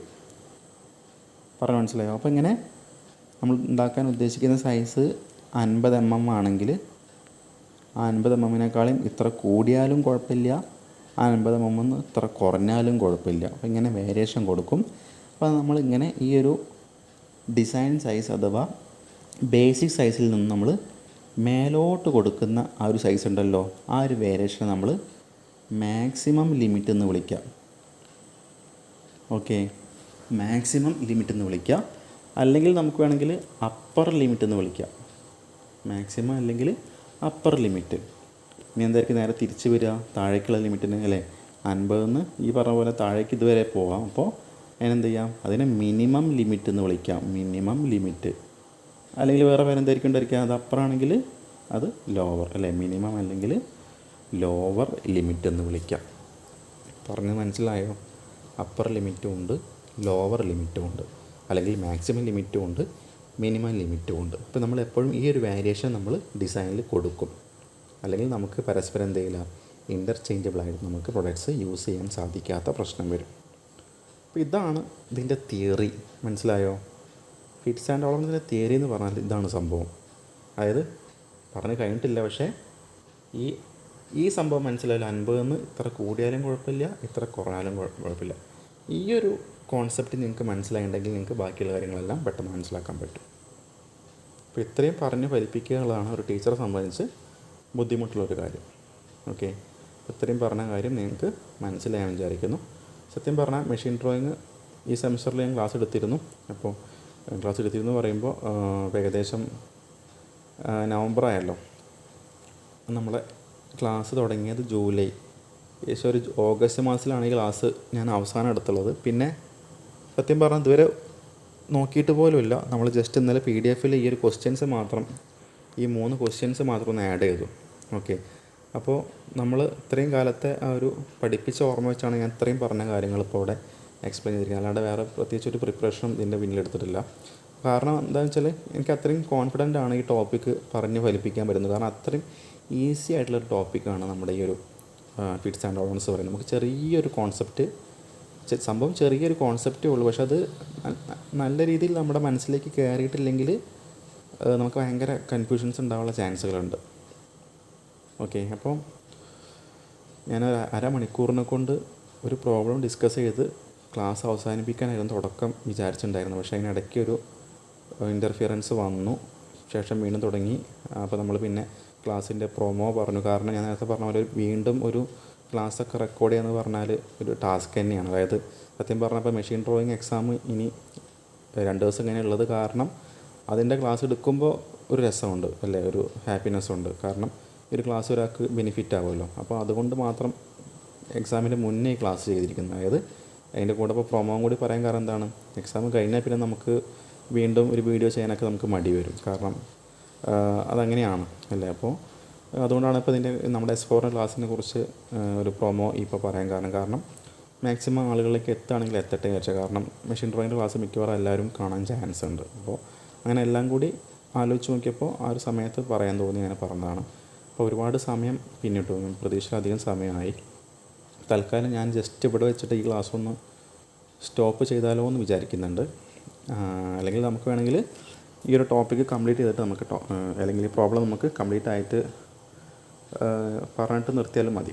ജസ്റ്റ് നമുക്ക് ആദ്യം തിയറി ടോപ്പിക്സ് ഒന്ന് മനസ്സിലാക്കുന്നാല്. ഓക്കെ, ഇപ്പോൾ ഞാൻ പറഞ്ഞ പോലെ ഇപ്പോൾ നമ്മൾ പറഞ്ഞത് ഫിറ്റിനെ കുറിച്ച് പറഞ്ഞു. ഫിറ്റിൽ 2 ടൈപ്പ് ഫിറ്റ് പറഞ്ഞു, ക്ലിയറൻസും ഇൻ്റർഫിയറൻസും. ബേസിക് സൈസ് പറഞ്ഞു, ആക്ച്വൽ സൈസ് പറഞ്ഞു. അപ്പർ ലിമിറ്റ് എന്താ മനസ്സിലായി, ലോവർ ലിമിറ്റ് എന്താ മനസ്സിലായി അല്ലേ. അപ്പോൾ നിങ്ങളുടെ കയ്യിലൊക്കെ ഇതിൻ്റെ നോട്ട്സൊക്കെ മിക്കവാറും ക്ലാസ്സിൽ എഴുതിയിട്ടോ അല്ലെങ്കിൽ നമ്മൾ ടെക്സ്റ്റ് ബുക്കിൻ്റെ പ്രിൻ്റ് ഔട്ടോ നിങ്ങളുടെ കയ്യിലായിരിക്കും. ജസ്റ്റ് ഒന്ന് അങ്ങോട്ട് ഒന്ന് വായിച്ച് നോക്കണം കേട്ടോ. ഞാൻ സത്യം പറഞ്ഞാൽ അതൊന്നും നമ്മുടെ PDF ഇതിൽ ഉൾപ്പെടുത്തിയില്ല. കാരണം ഞാൻ വളരെ യാദൃശ്ചികമായിട്ടാണ് ഇപ്പോൾ ക്ലാസ് കണ്ടക്ട് ചെയ്തിരിക്കുന്നത്. ഓക്കെ, ജസ്റ്റ് നമ്മുടെ പ്രോബ്ലം മാത്രം എങ്ങനെ പറഞ്ഞു പോകാനുള്ള പ്ലാനിലായിരുന്നു വന്നിട്ടുണ്ടായിരുന്നത്. അപ്പോൾ ഇത്രയും കാര്യങ്ങൾ നമ്മൾ പറഞ്ഞു. അപ്പർ ലിമിറ്റ് ലോവർ ലിമിറ്റ് വരെ പറഞ്ഞു. അതുപോലെ എന്താ പറയുക, ക്ലിയറൻസിനെ കുറിച്ചും കൂടി മനസ്സിലാക്കാനുണ്ട്. അതിൽ മാക്സിമം ക്ലിയറൻസും വരുന്നുണ്ട്, മിനിമം ക്ലിയറൻസും വരുന്നുണ്ട്. ഓക്കെ, അതിന് ജസ്റ്റ് ഇവിടെ നോക്കുക കേട്ടോ. അതായത് ഇവിടെ 2 കളറിൽ വരച്ച് കാണിക്കാം. ഇവിടെ ആദ്യം വരയ്ക്കാൻ പോകുന്നത് നമ്മുടെ ഇപ്പോൾ നേരത്തെ നമ്മൾ ടോപ്പും പെന്നും പറഞ്ഞല്ലോ, പെന്നും അതിൻ്റെ ടോപ്പിനെ കുറിച്ചും പറഞ്ഞു. അപ്പോൾ ഇത് ടോപ്പാണെന്ന് വിചാരിക്കുക. ടോപ്പിൻ്റെ ചെറിയൊരു പോർഷൻ മാത്രം ഞാൻ വരച്ച് വിചാരിക്കാം. അതായത് ഇതിൻ്റെ അർത്ഥം എന്താണ്, ഇതിനകത്ത് ഹോൾ, ഇത് ഹോൾ, ഇതിലേക്ക് നമുക്ക് എന്ത് ചെയ്യാം, എന്തിങ്ങനെ ഇൻസേർട്ട് ചെയ്യാനുള്ള ഓപ്ഷൻ ഉണ്ട് അല്ലേ. ഇത് ടോപ്പിൻ്റെ ഇത് ടോപ്പാണ്. ടോപ്പ് എന്ന് പറഞ്ഞാൽ എന്ത് ചെയ്യാം, നിങ്ങൾ മനസ്സിലാക്കണം. ടോപ്പ് എന്ന് പറഞ്ഞാൽ ഹോളാണ് അല്ലേ. ഇതിൽ കൺഫ്യൂഷനില്ല. ടോപ്പ് എന്ന് പറഞ്ഞാൽ ഹോളാണ്, ഇതിൽ കൺഫ്യൂഷനില്ല. ടോപ്പ് എന്ന് പറഞ്ഞാൽ ഹോളാണ്. ഇനി നമ്മൾ ഈ ടോപ്പിനകത്തേക്ക് നമ്മൾ പേന ഇൻസേർട്ട് ചെയ്യും അല്ലേ. ഇപ്പോൾ ജസ്റ്റ് നമുക്കറിയാം, പേന അതിനകത്തേക്ക് കയറണമെങ്കിൽ എന്തായിരിക്കണം, പേനയുടെ സൈസ് ഈ ടോപ്പിനേക്കാളും അല്ലേ കുറവായിരിക്കണം. ജസ്റ്റ് ഞാൻ പേനയും ടോപ്പും ഇവിടെ ജസ്റ്റ് വരച്ചിട്ടുണ്ട്. ഇപ്പോൾ ഇത് ടോപ്പ് അല്ലെങ്കിൽ നമുക്കിതിനെ എന്താ വിളിക്കുക, ഇത് ഷാഫ്റ്റാണ് അല്ലേ. ഹോളും ഷാഫ്റ്റുമാണ്. അത് ഷാഫ്റ്റ് ചെറുതും ഹോള് വലുതും ആയപ്പോഴാണ് ഹോളിനകത്തേക്ക് ഷാഫ്റ്റ് കയറി നിൽക്കുന്നത് അല്ലേ. അപ്പോൾ ഞാനിപ്പോൾ ഇവിടെ മേലെ മാത്രം ഈ ഗ്യാപ്പ് കാണിച്ചിട്ടുണ്ട്. അത് നമുക്ക് പെട്ടെന്ന് കാര്യങ്ങൾ മനസ്സിലാക്കാനാണ്. അതുപോലെ ആ പ്രോബ്ലം ഡിസ്കസ് ചെയ്യുമ്പോൾ അല്ലെങ്കിൽ പ്രോബ്ലം നമ്മൾ ആ രീതിയിൽ പഠിച്ചു വെച്ചാൽ നമുക്ക് വളരെ എളുപ്പത്തിൽ മനസ്സിലാക്കാൻ പറ്റും അല്ലേ. അതായത് ശരിക്കും ഒരു ഭാഗത്ത് മാത്രമല്ല ഈ ഗ്യാപ്പ് ഉണ്ടാവുക അല്ലേ. ഞാൻ കളർ മാറ്റി കാണിക്കാം. അല്ലെങ്കിൽ ഈ ഗ്യാപ്പ് ശരിക്കും ഒരു ഭാഗത്ത് മാത്രമല്ല, ഇത്രയും ഗ്യാപ്പ് ഉണ്ടായിരിക്കില്ല. നമുക്ക് ഗ്യാപ്പ് ഇത്രയും ഗ്യാപ്പ് കാണിച്ചിരിക്കുന്നത് എന്താ വെച്ചാൽ പെട്ടെന്ന് മനസ്സിലാക്കാനാണ്. ഇത്രയും ഗ്യാപ്പ് ഉണ്ട് എന്തായിരിക്കും, ഇത് ലൂസായിട്ട് നിൽക്കുന്നുണ്ടായിരിക്കും, അതിൽ കറക്റ്റ് നിൽക്കില്ല അല്ലേ. ഞാൻ ഇവിടെ ഗ്യാപ്പ് കാണിച്ചില്ല. കാരണം എന്താണ്, ജസ്റ്റ് ഇവിടെയും കൂടെ ഉള്ള ഗ്യാപ്പ് ഞാൻ ഇവിടെ കൂട്ടിയിട്ട് ഒരുമിച്ച് കാണിച്ചു എന്നുള്ളൂ അല്ലേ. ശരിക്കും പേനയ്ക്കകത്ത് രണ്ടിലും ഒരേപോലെ ഗ്യാപ്പാണെങ്കിൽ എന്തെങ്കിലും കറക്റ്റായിട്ട് അവിടെ ഫിറ്റായി നിൽക്കുന്നുണ്ടായിരിക്കുമല്ലോ. ഞാൻ 2 ഗ്യാപ്പും കൂടി കൂട്ടിയിട്ട് എന്ത് ചെയ്തു, മൊത്തം ഗ്യാപ്പ് ഞാൻ ഇവിടെ കാണിച്ചിട്ടുണ്ട്. പറഞ്ഞ് മനസ്സിലായോ. അപ്പോൾ അതാണ് ടോട്ടൽ അവിടെ ഗ്യാപ്പ് കാണിച്ചിരിക്കുന്നത്. ഇനി അതേപോലെ നമ്മൾ പറഞ്ഞു അപ്പർ ലിമിറ്റും ലോവർ ലിമിറ്റും കൊടുക്കുമെന്ന് പറഞ്ഞു അല്ലേ. അപ്പോൾ ഈ പേനേൻ്റെ ഈ ഭാഗം ഉണ്ടാക്കുമ്പോൾ എന്ത് ചെയ്യും, അല്ലെങ്കിൽ ഈ ഷാഫ്റ്റ് ഉണ്ടാക്കുമ്പോൾ ഈ ഷാഫ്റ്റിലും ഒരു അപ്പർ ലിമിറ്റും ലോവർ ലിമിറ്റും കൊടുക്കുന്നുണ്ടായിരിക്കും. ഈ ഹോളിനും ഒരു അപ്പർ ലിമിറ്റും ലോവർ ലിമിറ്റും കൊടുക്കുന്നുണ്ടായിരിക്കും. പറഞ്ഞ് മനസ്സിലായോ. ഷാഫ്റ്റിനും ഹോളിനും അപ്പർ ലിമിറ്റും ലോവർ ലിമിറ്റും കൊടുക്കും. എന്തിനാണ്, നമ്മൾ നേരത്തെ പറഞ്ഞു എന്തിനാണ് കൊടുക്കുന്നത്, ഈ പരസ്പരം ഇൻ്റർചേഞ്ചബിളായിട്ട് യൂസ് ചെയ്യാനായിട്ട്. പറഞ്ഞ് മനസ്സിലായോ. അപ്പോൾ നമ്മൾ എങ്ങനെയാണ് ഇനി ഷാഫ്റ്റിനും ഹോളിനും അപ്പർ ലിമിറ്റും ലോവർ ലിമിറ്റും കാണിക്കാൻ നോക്കാം കേട്ടോ. ഞാൻ ആദ്യം കാണിക്കാൻ പോകുന്നത് ഷാഫ്റ്റിൻ്റെ അപ്പർ ലിമിറ്റും ലോവർ ലിമിറ്റും നമ്മൾ ഇങ്ങനെ കാണിക്കും. അതായത് നമ്മളിവിടെ ഹാച്ച് ചെയ്യും. ഇങ്ങനെ കണ്ടാൽ മനസ്സിലാക്കണം എന്താണ്, നമ്മുടെ ഡയമെൻഷൻ പോലെ കാണിക്കാം.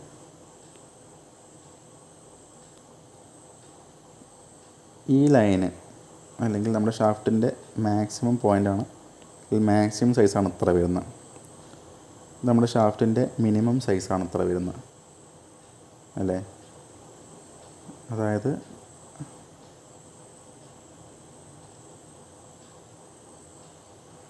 ഇത് നമ്മുടെ ഷാഫ്റ്റിൻ്റെ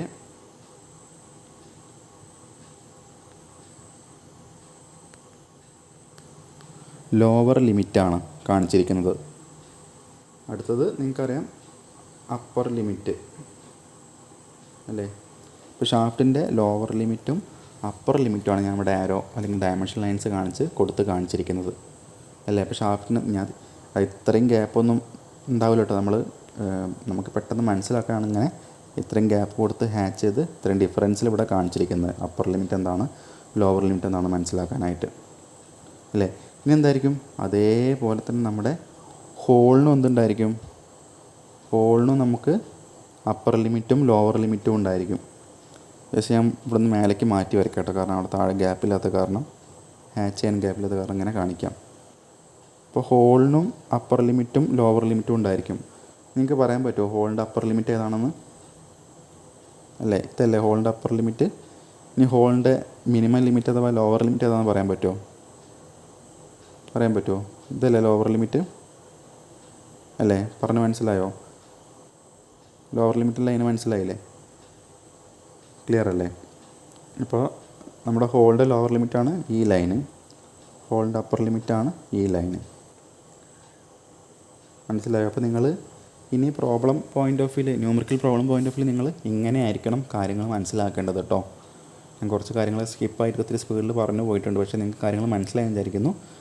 നിങ്ങൾക്ക് നേരത്തെ അപ്പർ ലിമിറ്റും ലോവർ ലിമിറ്റും നല്ലൊരു ഐഡിയ ഇട്ടുണ്ടെങ്കിൽ ഈ ഫിഗർ വരച്ചപ്പോഴും ഏകദേശം ഒരു ഐഡിയ ഉണ്ടായിരിക്കും. പക്ഷേ ഫിഗർ മനസ്സിലാക്കുക, ഫിഗർ കറക്റ്റ് തിയററ്റിക്കലി മനസ്സിലാക്കിയാൽ മതി. കാരണം പ്രാക്ടിക്കലി ഇത്രയും വലിയൊരു ഡിഫറൻസ് ഉണ്ടായിരിക്കില്ല. ഓക്കെ, അപ്പോൾ പെട്ടെന്ന് തിയററ്റിക്കലി മനസ്സിലാക്കാനാണ് ഇത്രയും ഗ്യാപ്പൊക്കെ കൊടുത്ത് ഇവിടെ ആ ഒരു ലോവർ ലിമിറ്റും അപ്പർ ലിമിറ്റും കാണിച്ചിരിക്കുന്നത് അല്ലേ. ഇവിടെ അത്രയും ഗ്യാപ്പ് കൊടുത്തിട്ട് ലോവർ ലിമിറ്റും അപ്പർ ലിമിറ്റും കാണിച്ചിരിക്കുന്നത്. ഇത്രയും നിങ്ങൾക്ക് മനസ്സിലായി വിചാരിക്കുന്നു. ഓക്കെ, നിങ്ങൾക്കിപ്പോൾ അപ്പർ ലിമിറ്റും ലോവർ ലിമിറ്റും നമ്മൾ ആ ഫിഗറിൽ ഇപ്പോൾ എങ്ങനെയാണ് കാണിക്കുന്ന ഒരു ഐഡിയ കിട്ടിയിട്ടുണ്ടായിരിക്കും അല്ലേ. അപ്പർ ലിമിറ്റും ലോവർ ലിമിറ്റും നമ്മൾ ആ ഫിഗറിൽ കണ്ടല്ലോ. പിന്നെ ജസ്റ്റ് ഒന്നുകൊണ്ട് മാറ്റി വരയ്ക്കാം. ഇത് ഹോളിനൊരു അപ്പർ ലിമിറ്റും ലോവർ ലിമിറ്റും ഉണ്ടാവും. കുറച്ച് വലുതാക്കി വരയ്ക്കട്ടെ പെട്ടെന്ന് മനസ്സിലാക്കാനാണ്. ഞാൻ ഹോളിനകത്തേക്കൊരു ഷാഫ്റ്റ് ഇൻസേർട്ട് ചെയ്തിട്ടുണ്ടെങ്കിൽ ആ ഷാഫ്റ്റിനും അപ്പർ ലിമിറ്റും ലോവർ ലിമിറ്റും ഉണ്ടാവും അല്ലേ. ജസ്റ്റ് ഇവിടെ ഡയമെൻഷൻ ലൈൻ കൊടുക്കാം. ഇത് ഹോളിൻ്റെ അപ്പർ ലിമിറ്റ്, ഇത് ഹോളിൻ്റെ ലോവർ ലിമിറ്റ്. ഇത് ഷാഫ്റ്റിൻ്റെ അപ്പർ ലിമിറ്റ്, ഇത് ഷാഫ്റ്റിൻ്റെ ലോവർ ലിമിറ്റ്. ജസ്റ്റ് ഇവിടെ ഹാച്ച് ചെയ്യാൻ പെട്ടെന്ന് മനസ്സിലാക്കാനായിട്ട്.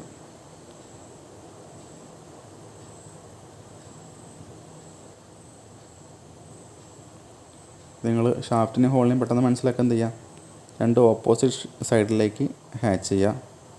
പെട്ടെന്ന് നമുക്ക് തിരിച്ചറിയാൻ സാധിക്കും. ഇത്രയും കാര്യം നമ്മളിപ്പോൾ പഠിച്ചു കേട്ടോ. ഷാഫ്റ്റും അതുപോലെ ഇത് ഷാഫ്റ്റ്, ഇത് ഹോള്, ഇത് ഹോള്.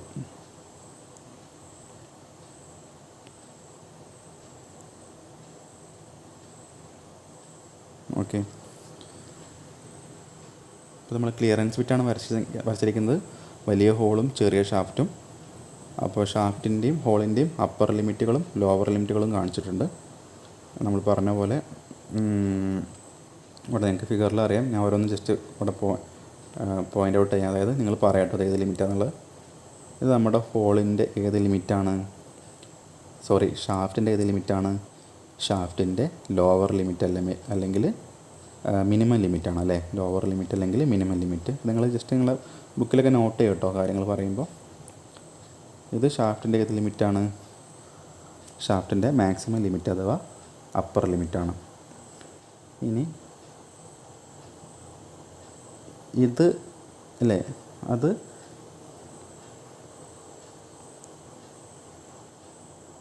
ഹോളിൻ്റെ ഏത് ലിമിറ്റാണ്, ഹോളിൻ്റെ മിനിമം ലിമിറ്റ് അഥവാ ഹോളിൻ്റെ ലോവർ ലിമിറ്റാണ്. ഇതേത് ലിമിറ്റാണ്, ഹോളിൻ്റെ മാക്സിമം ലിമിറ്റ് അഥവാ ഹോളിൻ്റെ അപ്പർ ലിമിറ്റാണ്. ഇത്രയും കാര്യം നിങ്ങൾക്ക് മനസ്സിലായിട്ടുണ്ടോ? ഇത്രയും മനസ്സിലായാൽ നിങ്ങൾ ആ പ്രോബ്ലം ചെയ്യാനുള്ള പകുതി കാര്യങ്ങൾ മനസ്സിലാക്കി എന്നുള്ള കാര്യം കോൺഫിഡൻസ് ആയിട്ട് എന്ത് ചെയ്യുക, മനസ്സിലാക്കുക. അപ്പോൾ നമുക്ക് 4 ലിമിറ്റുകൾ എങ്ങനെ കാണിക്കുന്നത് മനസ്സിലായിട്ടുണ്ടായിരിക്കും, ഷാഫ്റ്റിൻ്റെയും ഹോളിൻ്റെയും. ഇനി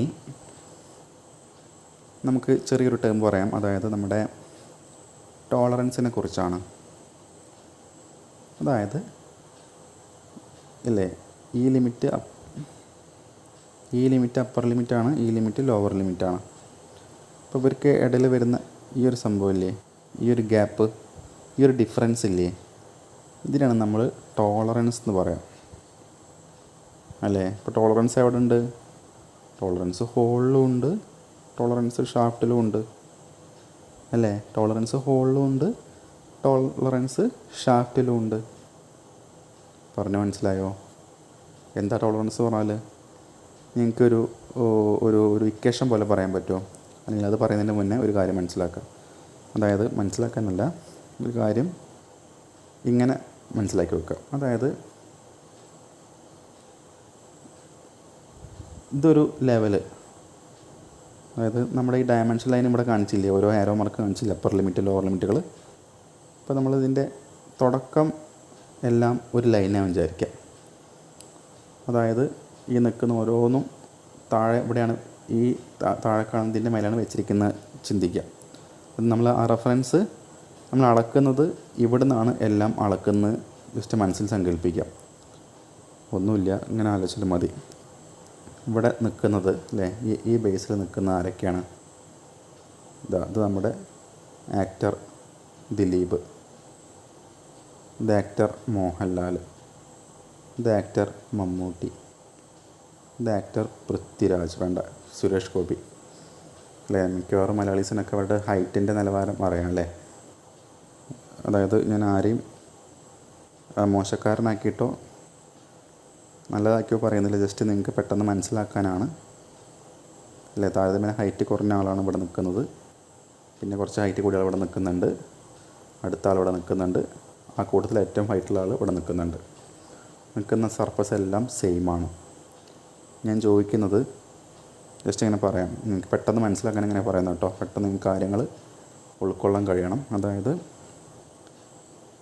ഈ ഇദ്ദേഹത്തിൻ്റെ ഹൈറ്റ് കേട്ടോ, അപ്പോൾ നിങ്ങൾക്ക് പരിചയമുള്ള ആൾക്കാരെ തന്നെ ഓർത്ത് വെക്കുക കേട്ടോ, ഞാൻ പെട്ടെന്ന് മനസ്സിലാക്കാൻ അങ്ങനെ പറഞ്ഞാൽ അറിയുന്ന ആൾക്കാർ പേരുകൾ. ഇദ്ദേഹത്തിൻ്റെ ഹൈറ്റ് ഒരു 165 സെൻറ്റിമീറ്റർ വിചാരിക്കാം. ഇദ്ദേഹത്തിൻ്റെ ഹൈറ്റ് ഒരു 173 സെൻറ്റിമീറ്റർ വിചാരിക്കാം. ഇദ്ദേഹത്തിൻ്റെ ഹൈറ്റ് ഒരു 180 സെൻറ്റിമീറ്റർ വിചാരിക്കാം. ഇദ്ദേഹത്തിൻ്റെ ഹൈറ്റ് ഒരു 184 സെൻറ്റിമീറ്റർ വിചാരിക്കാം. പറഞ്ഞാൽ മനസ്സിലായോ? ഇപ്പോൾ ഈ 4 പേരുടെയും ഹൈറ്റ് ഇങ്ങനെ വരുന്നു കേട്ടോ, 165, 173, 180, 184.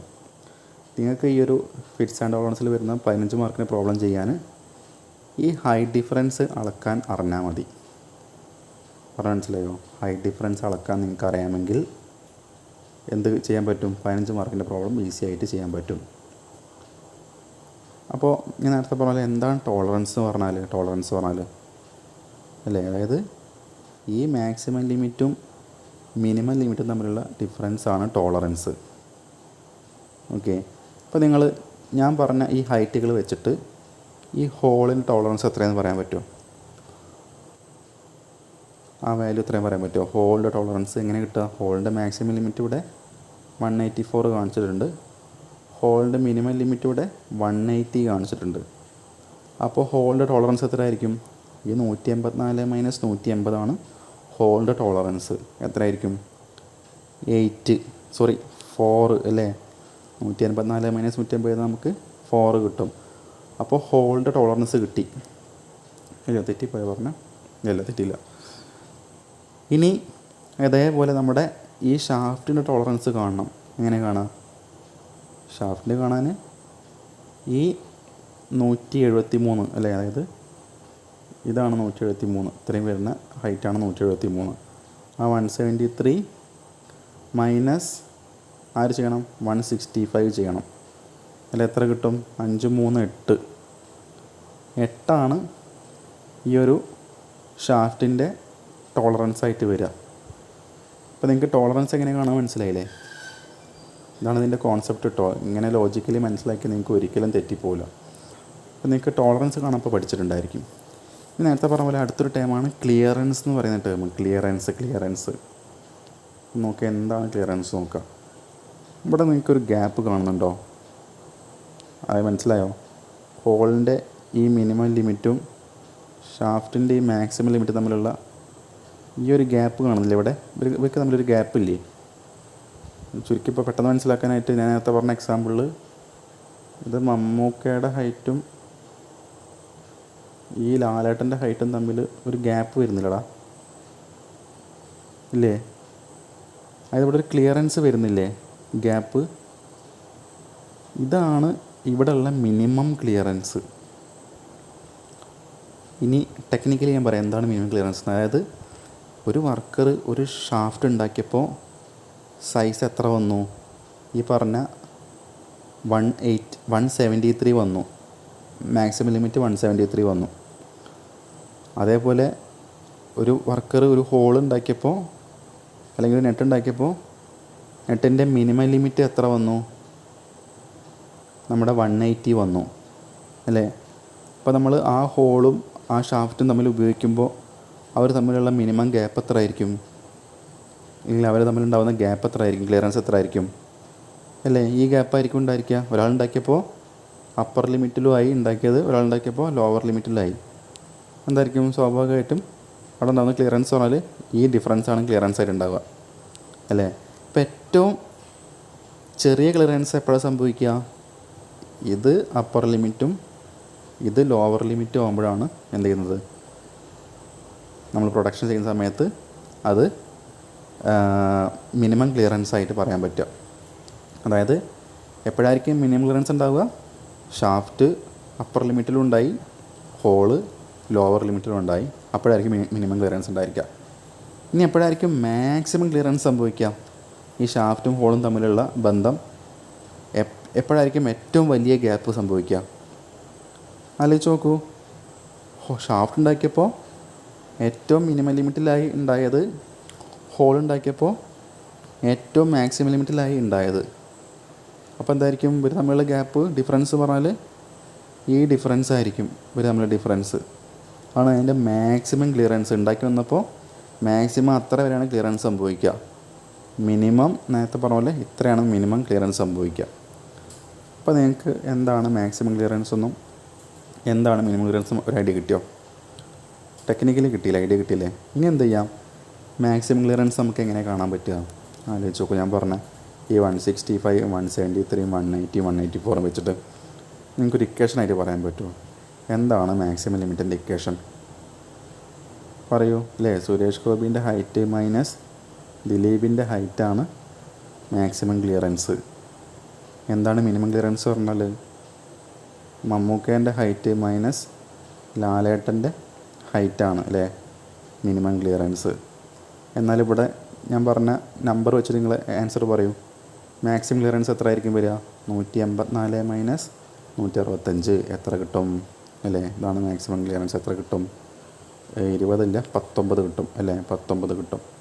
മിനിമം ക്ലിയറൻസ് എത്ര കിട്ടുക? 180 മൈനസ് 173 എത്ര കിട്ടും? 7 കിട്ടും. മിനിമം ക്ലിയറൻസ് നമുക്ക് 7 കിട്ടും. അപ്പോൾ ഇങ്ങനെ ഡിഫറൻസ് എടുക്കാൻ മനസ്സിലാക്കലാണ് ഇതിൻ്റെ ബേസിക് ഐഡിയ എന്ന് പറയുന്നത്. ഞാൻ പറഞ്ഞ എക്സാമ്പിളൊക്കെ നിങ്ങൾക്ക് പെട്ടെന്ന് കാര്യങ്ങൾ മനസ്സിലാക്കാൻ വേണ്ടി മാത്രം പറഞ്ഞതാണ്.